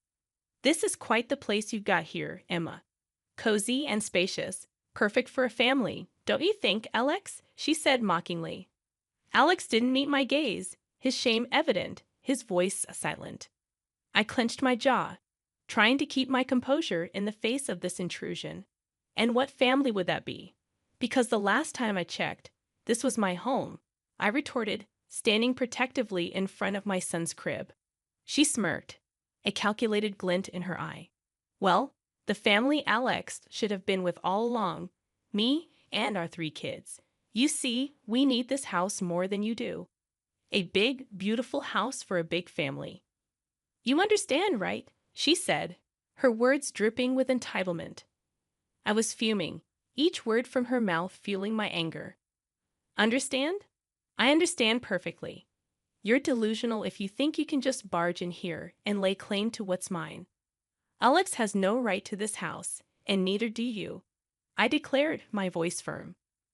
Finally, Alex spoke, his voice barely a whisper. Emma, maybe we should discuss this. I snapped, my patience wearing thin. Discuss. You think after everything we're just going to sit down and have a chat about you handing over my house to your mistress and your other children. The woman paced around, her eyes scanning the room. Look, Emma, it's simple. You've got 1 kid, a small apartment will do. We've got 3, we need the space. It's only fair, she said, her tone condescending. Fair, I repeated incredulously. There's nothing fair about betrayal, about lies, about breaking a family. You have no idea what fair is, I said, my voice trembling with anger and hurt. She turned to Alex, seeking affirmation. Tell her, Alex. Tell her we'll be moving in. She's got a week to clear out. Alex avoided my gaze, his shoulders slumping in defeat. The standoff was tense, the air thick with unsaid words and unspoken threats. But as they left, the woman throwing a spiteful glance over her shoulder and Alex not even daring to look back, I knew that this was far from over. After the door slammed shut behind them, I was left standing in the silence of my home, my mind racing. The nerve of them coming into my house, threatening to take everything I held dear. But as the initial shock subsided, a plan began to form. It was time to reveal the truth, time to claim what was rightfully mine. The doorbell rang, its chime echoing like the start of a showdown. There they stood, Alex looking more defeated than ever, and his mistress, her arrogance undiminished. "Time's up, Emma. We're here to move in. Did you pack your stuff?" she demanded, her eyes gleaming with triumph. I stood in the doorway, my stance firm. "Actually, I didn't pack, and you're not moving in. This house is mine, and I have the documents to prove it," I declared. The woman's face faltered, confusion mixing with her anger. "What are you talking about? This is Alex's house, too. We have rights," she argued. I couldn't help but smirk, the tables finally turning. "No, you see, that's where you're wrong. This house was a gift from my parents to me. Alex's name isn't on any of the documents. He has no claim over this property," I explained. Alex shifted uncomfortably, avoiding my gaze. "Emma, I thought we could work something out," he muttered, but I wasn't having it. "Work something out after you cheated, lied, and then tried to kick me and your son out of our home." "I don't think so," I retorted. The mistress interjected, her voice shrill with panic. "This can't be happening. You're lying, Alex. Tell her she's lying." But Alex remained silent, his head hung low, the truth of the situation finally dawning on him. "It's not a lie," I said firmly. "This house is mine, and you have no legal right to be here. So I suggest you leave before I call the police." The woman's eyes darted to Alex, seeking confirmation or maybe denial. But Alex stood silent, his truth too heavy to bear. "But we have a family. We need this house. You can't just throw us out," she protested, her voice tinged with desperation. "The only thing I'm throwing out is the lies," I countered. "And while we're at it, let's talk about Alex's job, shall we? He's not the high-flying executive you think he is. He's a clerk, a simple office worker. Your dreams of a lavish life in this house are just that, dreams." The revelation hit her like a physical blow, her face contorting with rage and disbelief. "A clerk? You're lying, Alex. Tell her she's lying." But Alex remained silent, his shoulders slumped in defeat. "You've been living in a fantasy fed by Alex's lies, but it ends now," I declared firmly. "You have no place here. It's time for you both to leave." The confrontation was intense, the air thick with tension and unsaid words. As they turned to leave, the mistress's parting glance was filled with venom and vows of revenge. "This isn't the end, Emma. You'll regret this," she hissed, her dreams shattered by the harsh light of truth. It was a crisp morning, the kind that usually promised a peaceful start. But peace was a luxury I could no longer afford. The sound of the doorbell shattered the calm like a rock through a window. As I opened the door, my heart sank. There she stood, Alex's mistress, her face twisted into a smirk, her children huddled behind her. "You've got some nerve showing up here again," I said, my voice steady despite the turmoil inside. The mistress didn't falter. "I've had every right, Emma. These kids," she gestured to the innocent faces behind her, "they deserve a proper home. Your home." I couldn't help but scoff at her audacity. Deserve? "The only thing you deserve is a reality check. This is my house, and you're not welcome here," I declared firmly. Her smirk widened, her voice growing louder. "Oh, I'm not welcome. We'll see about that. You think you can just sit in this big, fancy house all alone with your baby while my kids suffer? You're more heartless than I thought," she accused, her words sharp and meant to wound. "Heartless? I'm not the one tearing families apart, disrupting lives. You did that all on your own," I shot back, feeling the weight of her accusations. The neighbors, drawn by her shrill voice, had begun to gather, their whispers adding to the tension. She relished the audience, her theatrics reaching new heights. "Look at this, folks. Emma here thinks she's too good to share, thinks this palace is only for her and her baby. What about my children? Don't they deserve a home too? I clenched my fists, fighting the urge to slam the door in her face. Your children deserve better, that's for sure. Better than a mother who uses them as pawns in her twisted games, I retorted, holding my ground. She stepped closer, her eyes flashing with anger. You think you can judge me, Emma? You, who had everything handed to her on a silver platter. My kids have had to fight for every little thing in their lives, and now you want to deny them a roof over their heads. I shook my head in disbelief and anger. I'm not denying them anything. Their father, the man you stole from me, he's the one you should be looking at. He's the one who's failed them and you, I said, my voice trembling with emotion. The mistress's face reddened, her mouth opening and closing like a fish out of water. Alex promised us a better life. He promised we have this house. Are you going to stand there and tell me those were all lies? Her words hung heavy in the air, a painful reminder of Alex's betrayal. Promises from Alex aren't worth much these days, it seems. But one thing's for sure, this house isn't part of his empty promises. It's mine, and you have no claim to it, I declared firmly. She bristled, her composure slipping. I'm not leaving, Emma. Not until you do right by these kids. I'll camp out here if I have to. I'll make sure everyone knows what kind of cold-hearted witch lives in this mansion, she threatened, her eyes blazing with anger. I stared at her, the absurdity of the situation hitting me full force. You're going to camp out on my property? I don't think so. This is your last warning. Leave now, or I'll call the police. I warned, my voice firm.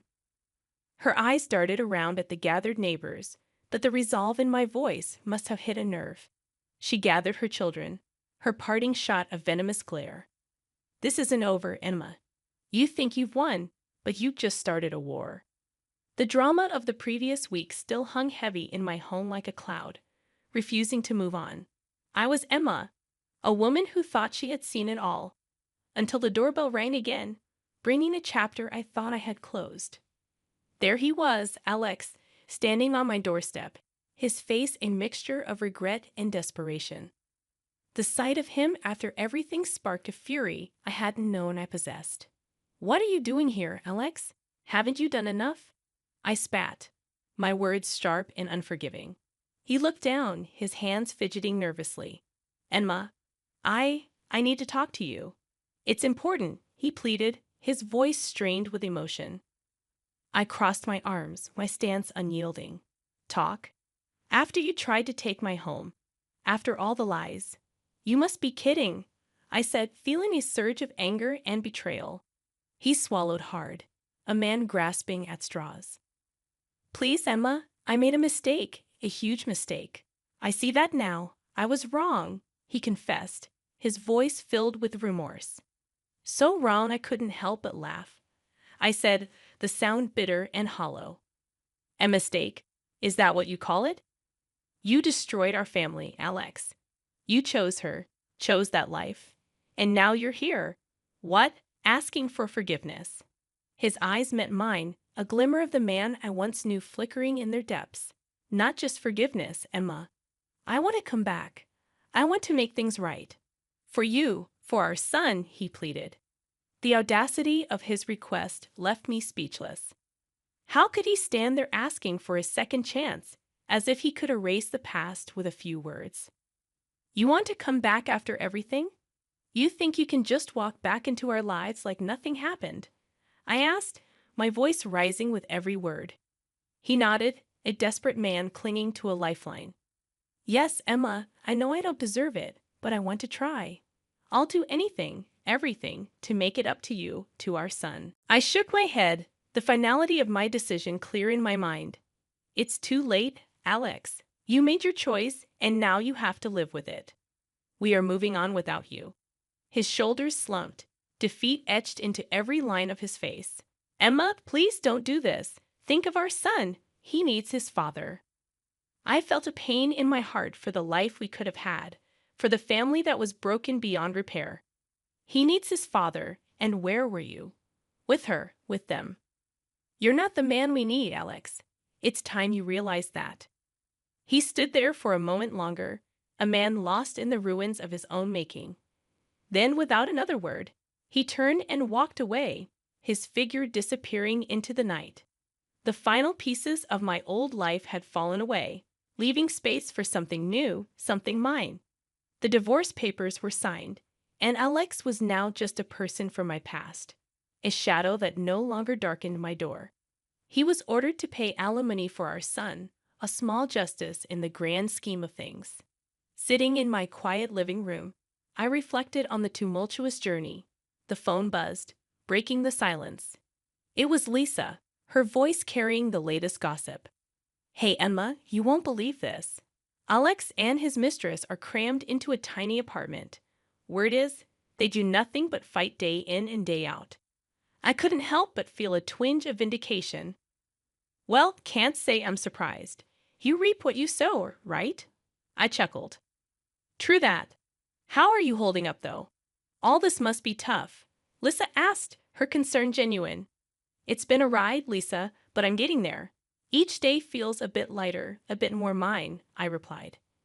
"You're the strongest person I know, Emma.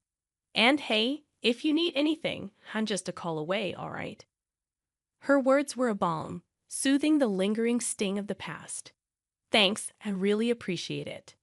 The conversation drifted to lighter topics, a welcome change. After hanging up, I gazed around the room. This was my space, my sanctuary. The battles fought within these walls had left scars, but they were healing, turning into stories of strength and resilience. I picked up my camera, an old friend I had neglected. The weight of it in my hands felt right. I snapped a few pictures of the room, of my son's toys, of the life that was slowly piecing itself back together. Each click of the shutter was a declaration, a statement that while the past was a part of me, it didn't define me. As I put my son to bed that night, his tiny hand clutching my finger, I whispered promises of a future bright and unburdened. Outside, the stars twinkled, a vast canvas of possibilities stretching out before us. Alex and his mistress were just a chapter closed, a lesson learned. Our story, the one that truly mattered, was just beginning. And it was going to be a beautiful one.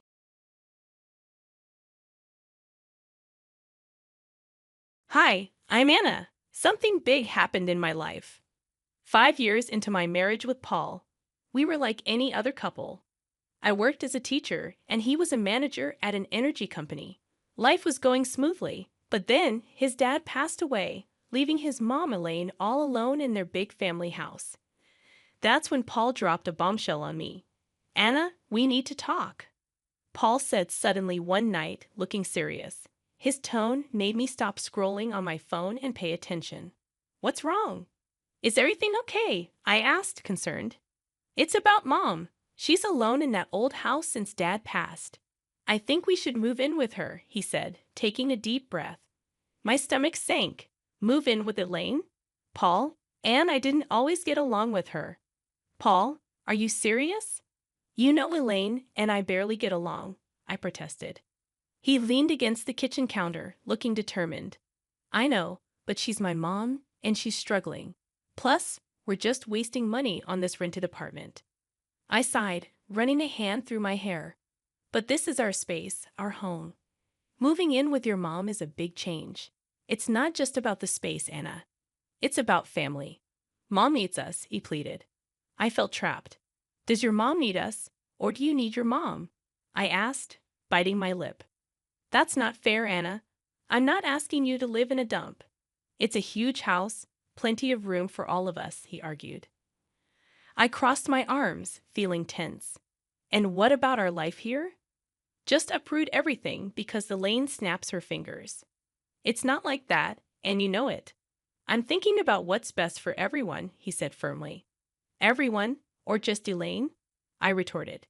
He threw his hands up in frustration. "Can't you see the bigger picture here, Anna?" "I am looking at the bigger picture, Paul.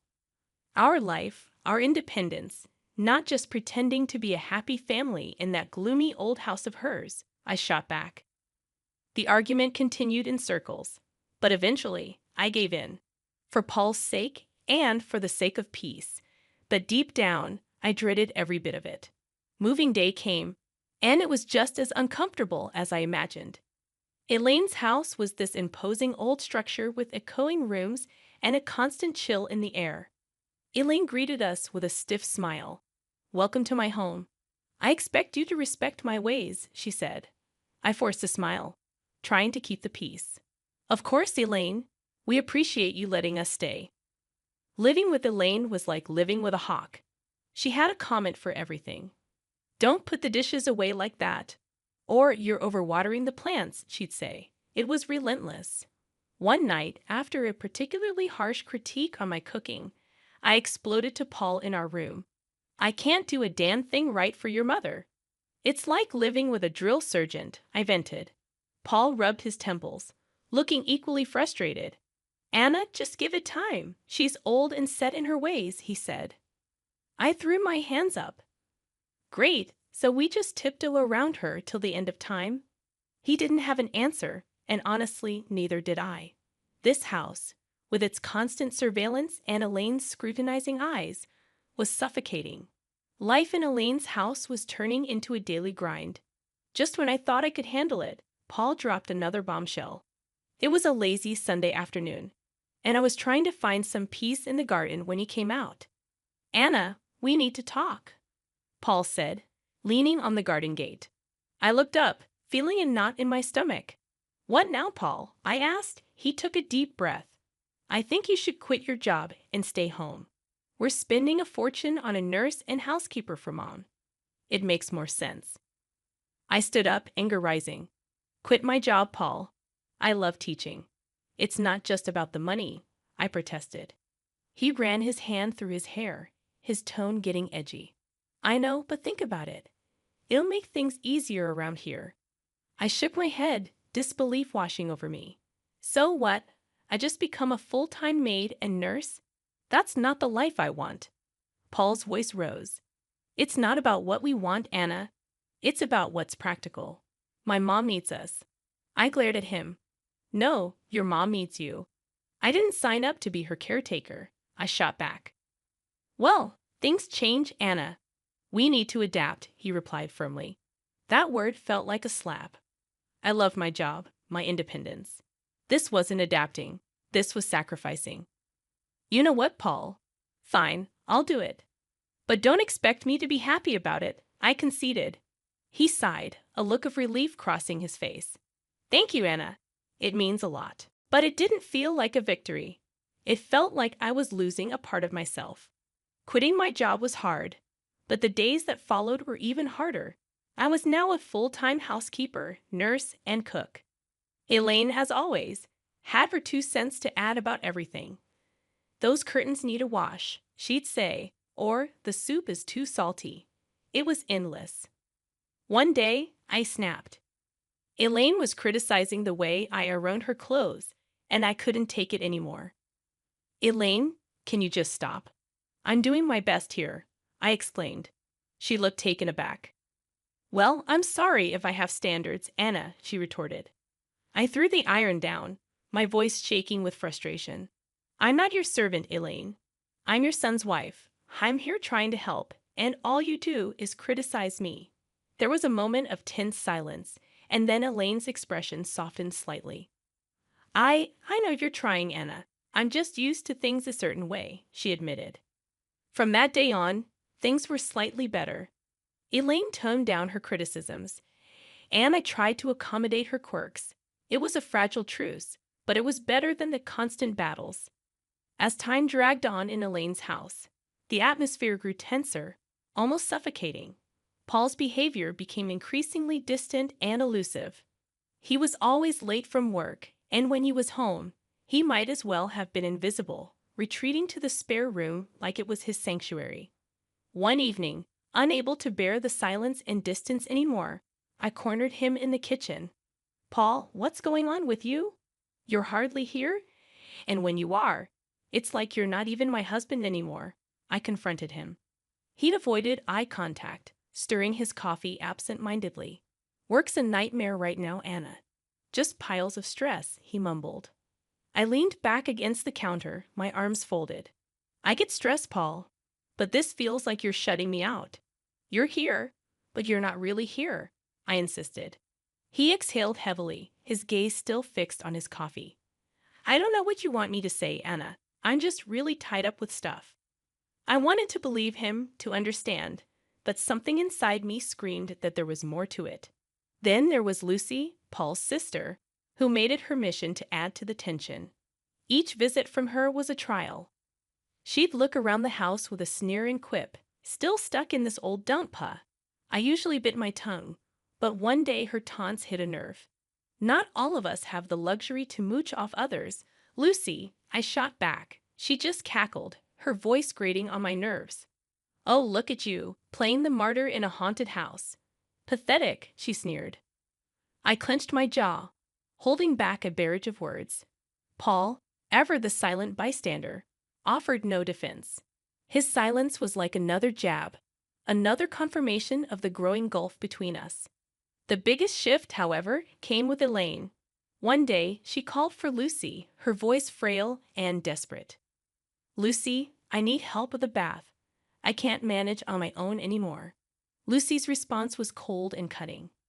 Help yourself, Mom. I'm not your caretaker. Elaine broke down in tears, and my heart couldn't take it. Despite our rocky history, I couldn't leave Elaine in that state.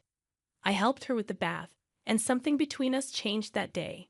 Elaine started to warm up to me, treating me less like an intruder and more like a daughter. It was a welcome change, but it also highlighted how far Paul and I had drifted apart. The house felt colder, emptier despite Elaine's newfound warmth towards me. The walls seemed to echo with the growing silence between Paul and me, a chasm that widened with each passing day. Paul's late nights at work became the norm, and our conversations turned into mere whispers of their former selves. It was during one of these fleeting interactions that Paul dropped a new piece of news that would add to the growing pile of secrets and lies. Anna, I got an apartment near work, he said nonchalantly. I almost dropped the dish I was cleaning. An apartment? Why on earth would you need that? I asked, bewildered. He leaned against the doorframe, avoiding my gaze. It's just practical, Anna. Saves me the commute, especially with the late nights, he explained. I felt a surge of anger and confusion. And you just decided this without talking to me? What are we, roommates now? His indifference cut deep. I thought you'd be happy. Less stress about me coming home late, he said dismissively. I shook my head in disbelief. Happy, Paul? This feels like you're living a double life. What's next? You'll tell me you have a second family? He sighed, rubbing his forehead. Don't be dramatic, Anna. It's not like that. The true shock came a few days later in a candid conversation with Elaine. We were in the living room sharing a rare moment of calm when she suddenly said, You know, Paul didn't buy that apartment with his money. I looked at her, puzzled. What do you mean? She hesitated, then continued. He used my savings. He said it was an investment. He even put it in my name. My heart sank. He's been using your money, and you're okay with this? Elaine shrugged, a sad look in her eyes. I couldn't say no. He's my son, but I thought you should know. I was speechless. Paul's secret apartment was one thing, but using his mother's savings under the guise of an investment felt like a betrayal. A few days later, I confronted Paul about it. Paul, why didn't you tell me the apartment was bought with your mom's money? I demanded. He was unapologetic, almost defiant.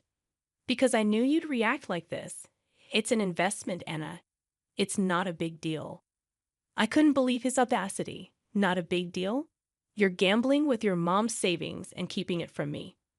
What else are you hiding? He turned away, ending the conversation with a dismissive wave. You wouldn't understand, Anna. It's business.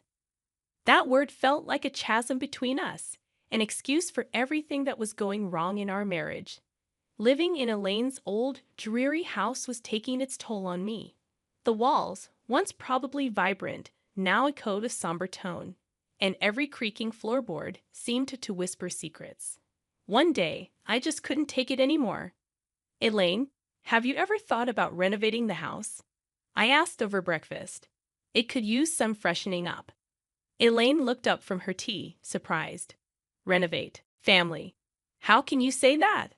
I demanded, my voice trembling with disbelief. He shrugged, his indifference piercing through me like a knife. Yeah, and she's been a burden for years.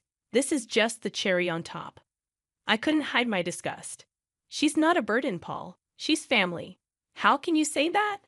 I demanded, my voice shaking with emotion. He didn't even look at me, his eyes distant. Anna, I can't deal with this.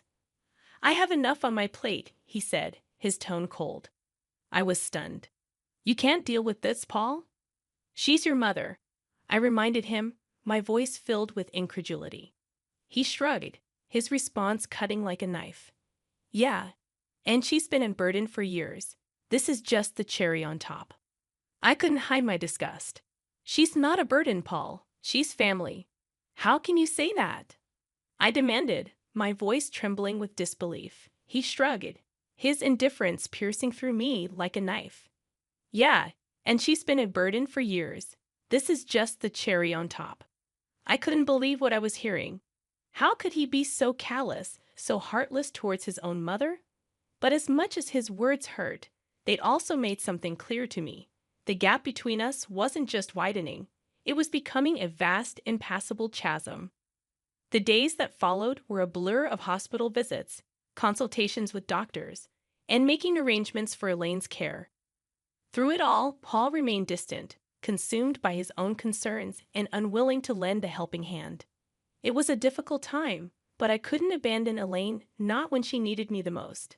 So I threw myself into caring for her, spending long hours by her bedside, holding her hand and trying to provide whatever comfort I could. But as much as I tried to focus on Elaine's needs, I couldn't shake the feeling of betrayal that gnawed at me. How could Paul turn his back on his own mother, especially when she needed him the most? And what did that say about our own relationship? The answers to those questions came in the days and weeks that followed, as Elaine's condition continued to deteriorate and the strain on our marriage became impossible to ignore. Paul's indifference turned into resentment, and our once solid foundation began to crumble beneath us. In the end, it was clear that we had both changed, that the people we had once been were now just distant memories. And as I sat by Elaine's bedside, watching over her in her final days, I couldn't help but wonder what had become of the love that had once bound us together. She's family. She needs us, I insisted, hoping to appeal to Paul's sense of duty. His laugh was bitter. Us? No, Anna. She needs you. I've got other things to handle, he said callously. I was left speechless, my respect for him sinking as his indifference became more apparent. I took it upon myself to care for Elaine. It was hard watching the once strong woman confined to a bed, dependent for every little thing. As I became Elaine's primary caregiver, Paul's visits grew rarer, and his indifference more apparent. His visits were short, his conversations with Elaine brief and superficial. Then Lucy came. I overheard them in the living room, their words like venom. We should start thinking about the will, dividing the assets, Lucy said coldly. I burst into the room, fury coursing through my veins. How can you be so heartless, discussing her will right in front of her? I demanded. Lucy smirked, her words sharp. Oh, look who's talking. The saintly daughter-in-law. This is our family's matter. Stay out of it, Paul chimed in, his voice laced with cynicism. Anna, just drop it. It's practical to plan these things. No use pretending she's going to bounce back, he added callously. I was aghast at their cruelty. Practical? She's your mother, Paul. How can you be so callous? I protested. He shrugged, his reply cold and detached. Life's callous, Anna. Better get used to it, he said dismissively. I turned away, my heart heavy with disgust. In the following weeks, I dedicated myself to Elaine's recovery. And to my surprise, she showed signs of improvement. It was a miracle to me, but a nuisance to Paul and Lucy. Their true colors were now vividly clear. Their mother's plight was nothing more than an inconvenience, a hurdle in their path of inheritance. The betrayal stung deep, not just as a daughter-in-law, but as a human being. Life had settled into a grim routine. Elaine's health was a constant roller coaster, with small victories overshadowed by the looming fear of the worst. Then it happened. Another stroke, more severe this time. The call from the hospital felt like a punch to the gut.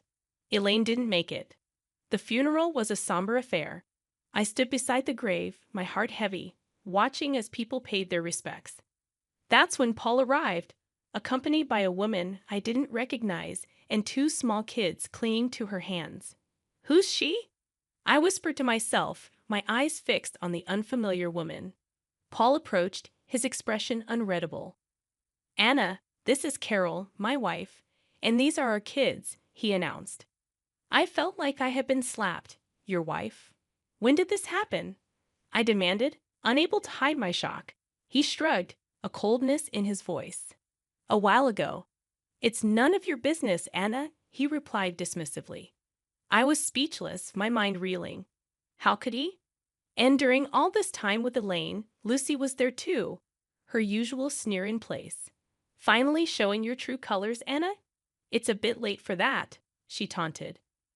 I glared at her, my voice laced with contempt. "I was here for Elaine when you both abandoned her. Don't you dare judge me," I retorted. Paul interjected, eager to end the confrontation. "Let's just get this over with." "We have other matters to discuss," he said coldly. After the funeral ended and the gathering moved to Elaine's house for the will reading, Paul and Lucy were like vultures, eagerly awaiting their share. The lawyer began reading the will, and that's when the bombshell dropped. Everything, the house, the money, all of it was left to me. Paul's face went from smug to shocked in an instant. "What the hell? This can't be right." Lucy was fuming. She was our mother. How could she leave everything to this nobody? I stood there stunned, not sure how to feel. Happy? Vindicated? It all felt hollow. Paul turned to me, his voice filled with accusation. "You manipulated her, didn't you? Turned her against us." I shook my head, disbelief and anger mixing in my voice. "I did nothing but care for her, which is more than I can say for you." The lawyer intervened. Elaine was very clear in her will. Lucy was seething. "This is not the end. We'll contest this. There's no way we're letting her get away with this." As they left in a huff, I stood there alone in the house that was now legally mine. The walls that had witnessed so much pain, betrayal, and love. I looked around, feeling the weight of Elaine's last act of kindness and the burden of a broken family. The house felt different now, like it was echoing with Elaine's last wishes. I was sitting there, holding the will, still trying to get my head around everything. Elaine had left it all to me, and Paul and Lucy were raging mad about it. They came back the next day, all fired up. "You really think you can just take everything?" Paul burst out as soon as he stepped in. I looked up, tired but standing my ground. "Elaine decided this, Paul. It was her choice." Lucy was red in the face, yelling, "You tricked a sick old lady. We won't let you get away with this." I stood up, fed up with their nonsense. "Tricked? I was there for her, unlike you two. She chose to leave it to me." Paul was fuming. "So you think you've beaten us? You think you can just snatch everything away?" I let out a heavy sigh. "I didn't snatch anything, Paul. Elaine gave it to me because she knew I actually cared." Their yelling didn't stop, but it was just noise against the truth. I knew I was there for Elaine when they weren't. The lawyer showed up with a video Elaine had made. Her voice filled the room as she said it clear as day. "I left everything to Anna because she was like the daughter I never had. She was there when my own kids weren't. She deserves it all." The room went quiet. Paul looked like he'd been punched in the gut, and Lucy started crying, finally realizing what they had done. After that, Paul and Lucy left, and all their threats just fell flat. I was alone in the big house, surrounded by the past and thinking about the future. I decided to divorce Paul. It was tough, but it had to be done. He and his new family had to move to a rental place. Lucy had her own mess to deal with. Her debts and bad choices were catching up to her. As for me, I was standing in my new house, feeling sad but also kind of excited. Elaine's will wasn't just about the house and money. It was like she was telling me to be strong and make my own way. I decided to start over, use what Elaine left me to build something new for myself. The house, once a reminder of tough times, was now a place for new beginnings.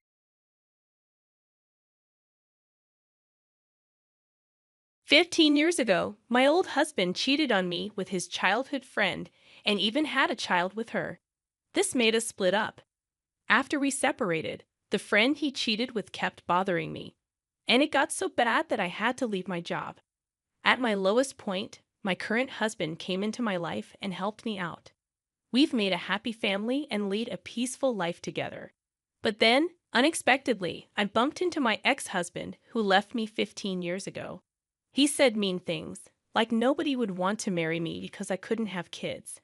But I stood up for myself and mentioned how my son, who looks just like me, is adorable. This surprised him and made him nervous. My name is Emily Johnson. I'm 38 years old and I live with my 13-year-old son Kyle, my 11-year-old daughter Lily, and my husband Mike, who's also 38. Kyle is in middle school and sometimes acts rebellious, but Mike helps keep him in line. Lily loves fashion and often gets her way being the youngest. Despite the noise and chaos, we live happily together. This is actually my second marriage. I divorced because my ex-husband betrayed me terribly. It all started when we were in college. We were happy and talked about having kids, imagining how cute they would look in matching outfits. But reality wasn't as kind as we hoped. A whole year went by without us having a child. Each month when my period came, it put a strain on our relationship, which neither of us liked. We had many discussions and even tried expensive fertility treatments. But when we were told that there was nothing wrong, our relationship didn't improve. At first, my husband, let's call him Jan, was supportive and helpful. But as time passed without a child, his attitude towards me changed.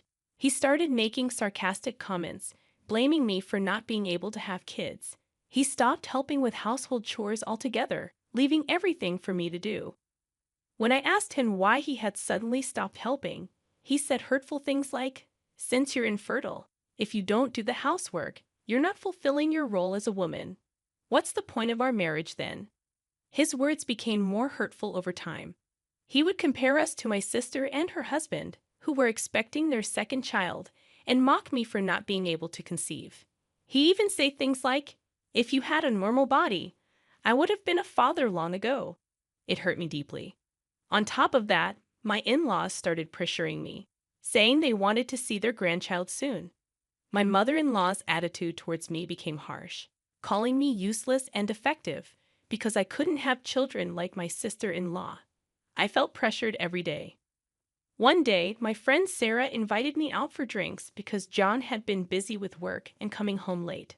So, I thought taking a break would be nice, and I accepted Sarah's invitation. But then, Sarah revealed something shocking. She said she wanted to talk to me about something important. Sarah mentioned Jessica, who was John's childhood friend. They grew up near each other, and their families were close.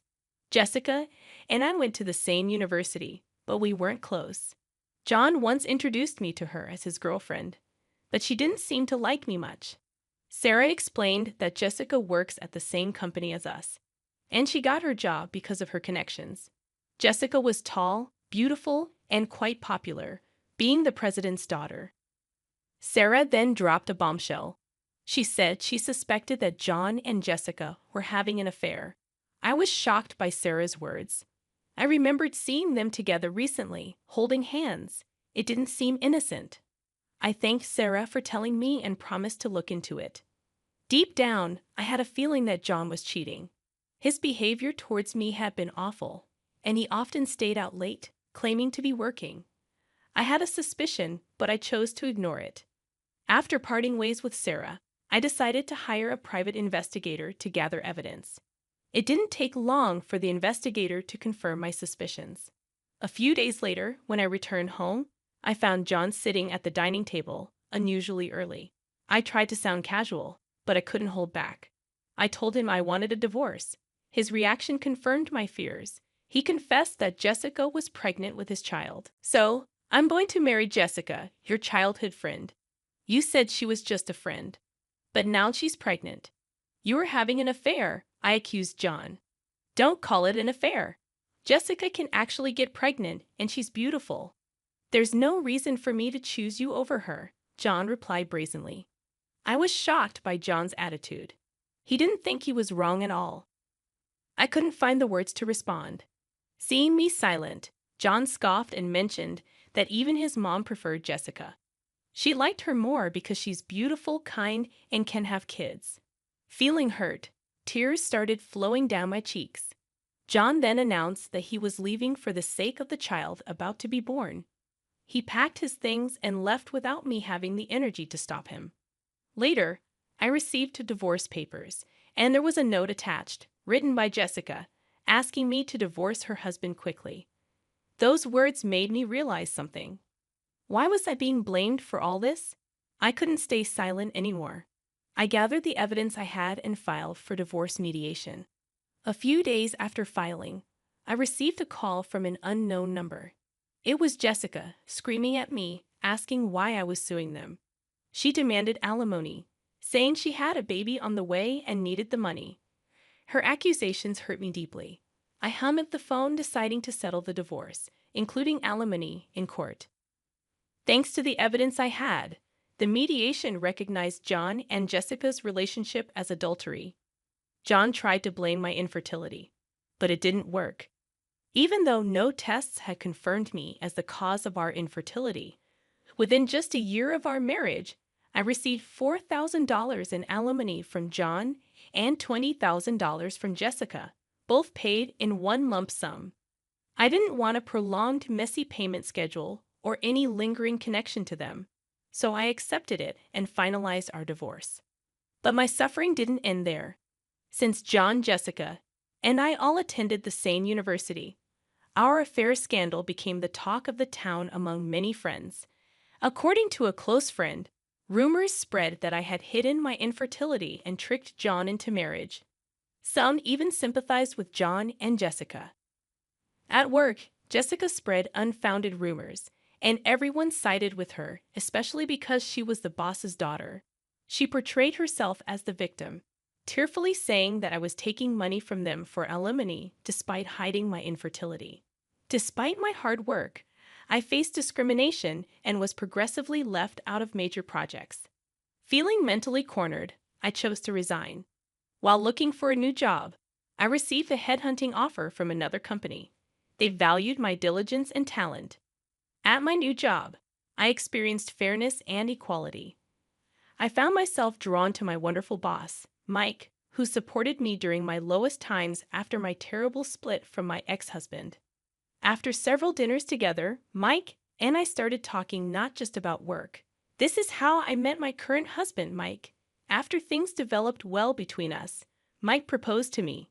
However, having been rejected by my ex-husband for infertility, I had many fears about marriage. I confessed to Mike that I might be infertile. Mike earnestly assured me that even if we couldn't have children, he would always be by my side because he loved me. His words filled me with happiness, and I decided to marry him soon after. After our marriage, we were blessed with our first child, Kyle, followed by our daughter, Lily. Perhaps not getting pregnant with my ex-husband was a matter of timing or compatibility. Raising children is challenging, but we were living happily. Then, one day, I attended a friend's wedding. During the ceremony, I stepped out to go to the bathroom and unexpectedly saw my ex-husband, Jan, whom I hadn't seen in 15 years. I panicked momentarily, but then I remembered that the bride and groom were friends from college, so it made sense for John to be there. I tried to ignore him, but he called out loudly, making remarks about my weight gain and making unpleasant comments. He then introduced his family, including Jessica and their son.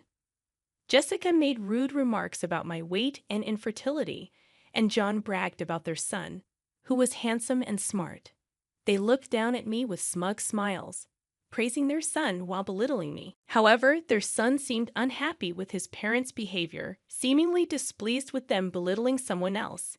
He must be a very kind boy, I thought, but I had no time to deal with them. As I turned to leave, John grabbed my arm tightly, stopping me. So you caused our divorce because of your infertility, and then you have the nerve to extort money from us, John accused, still holding a grudge about something that happened 15 years ago. Jessica joined in, saying, "Yeah, you're a single, infertile woman. Why would you need money? Families with children like us need it more. Don't you think you should pay us back double the amount you took from us?" I was dumbstruck by their selfish remarks and speechless. Then John and Jessica's son spoke up, pointing out that I was wearing a wedding ring on my left hand. John and Jessica were shocked to realize that I was married. Their loud exclamations drew stares from the surrounding people, leaving me mortified and unsure of what to do. Just then, I saw a familiar face. "You shouldn't be so loud at a celebration like this. It's disturbing others. Maybe you should be more considerate." My son Kyle scolded them, surprising me with his boldness. Lily, concerned about my late return, had come with him. Lily, as usual, was outspoken, but it was rare for Kyle to speak so provocatively. "Mum, you're late coming back," Kyle said. "Do you have kids?" I replied that I did and introduced them. John seemed speechless, shocked that his ex-wife, whom he thought was infertile, had 2 children. Jessica stared intently at my son and then muttered in a strange voice, fixating on his attire. She seemed surprised that he came straight from school with his dad and mentioned his uniform from a famous private middle school. "Oh yes, Kyle's attending the prestigious private middle school," I affirmed proudly. Kyle excelled in his studies and was attending a well-known local private school. Jessica expressed disbelief, saying, "It can't be your child at that school. And my daughter plans to take the exam for the same school next year." "That's right," I confirmed. "And you know what? Kyle is amazing. He won a violin competition." Jessica seemed to recognize Kyle, mentioning that she thought she saw him on TV recently. I confirmed that he had indeed been getting media attention lately and explained that he was coming back from violin practice that day. John and Jessica were left gaping, frozen in shock. John stammered, "You were supposed to be infertile. How could you have such?" I calmly addressed his confusion, saying, "I'm glad to see you two seem happy. As you can see, I'm filled with happiness too. Let's not involve each other anymore. We have nothing to do with each other now." As I prepared to leave with my children, my husband Mike appeared. "Hey, what's going on here? The main event is about to start," he said. John's face turned pale upon seeing my husband. Jessica, too, trembled upon realizing who my husband was. "Your husband is Smith, the young CEO of ABC Corporation, who got the job last year, right?" Jessica asked nervously. I corrected her, explaining that my husband, Mike, actually worked as the CEO of the parent company of Jessica's father's company. He had been job hunting. With that revelation, John and Jessica were left speechless, realizing the magnitude of their mistake. When the parent company approached him for a position, that's how he switched jobs. I met Mike there, a man who was already popular and skilled. Last year, he was recommended by the then CEO and took over the role. "Yeah, it's Smith, but what's with this atmosphere? What happened?" Mike looked puzzled, sensing the uneasy air.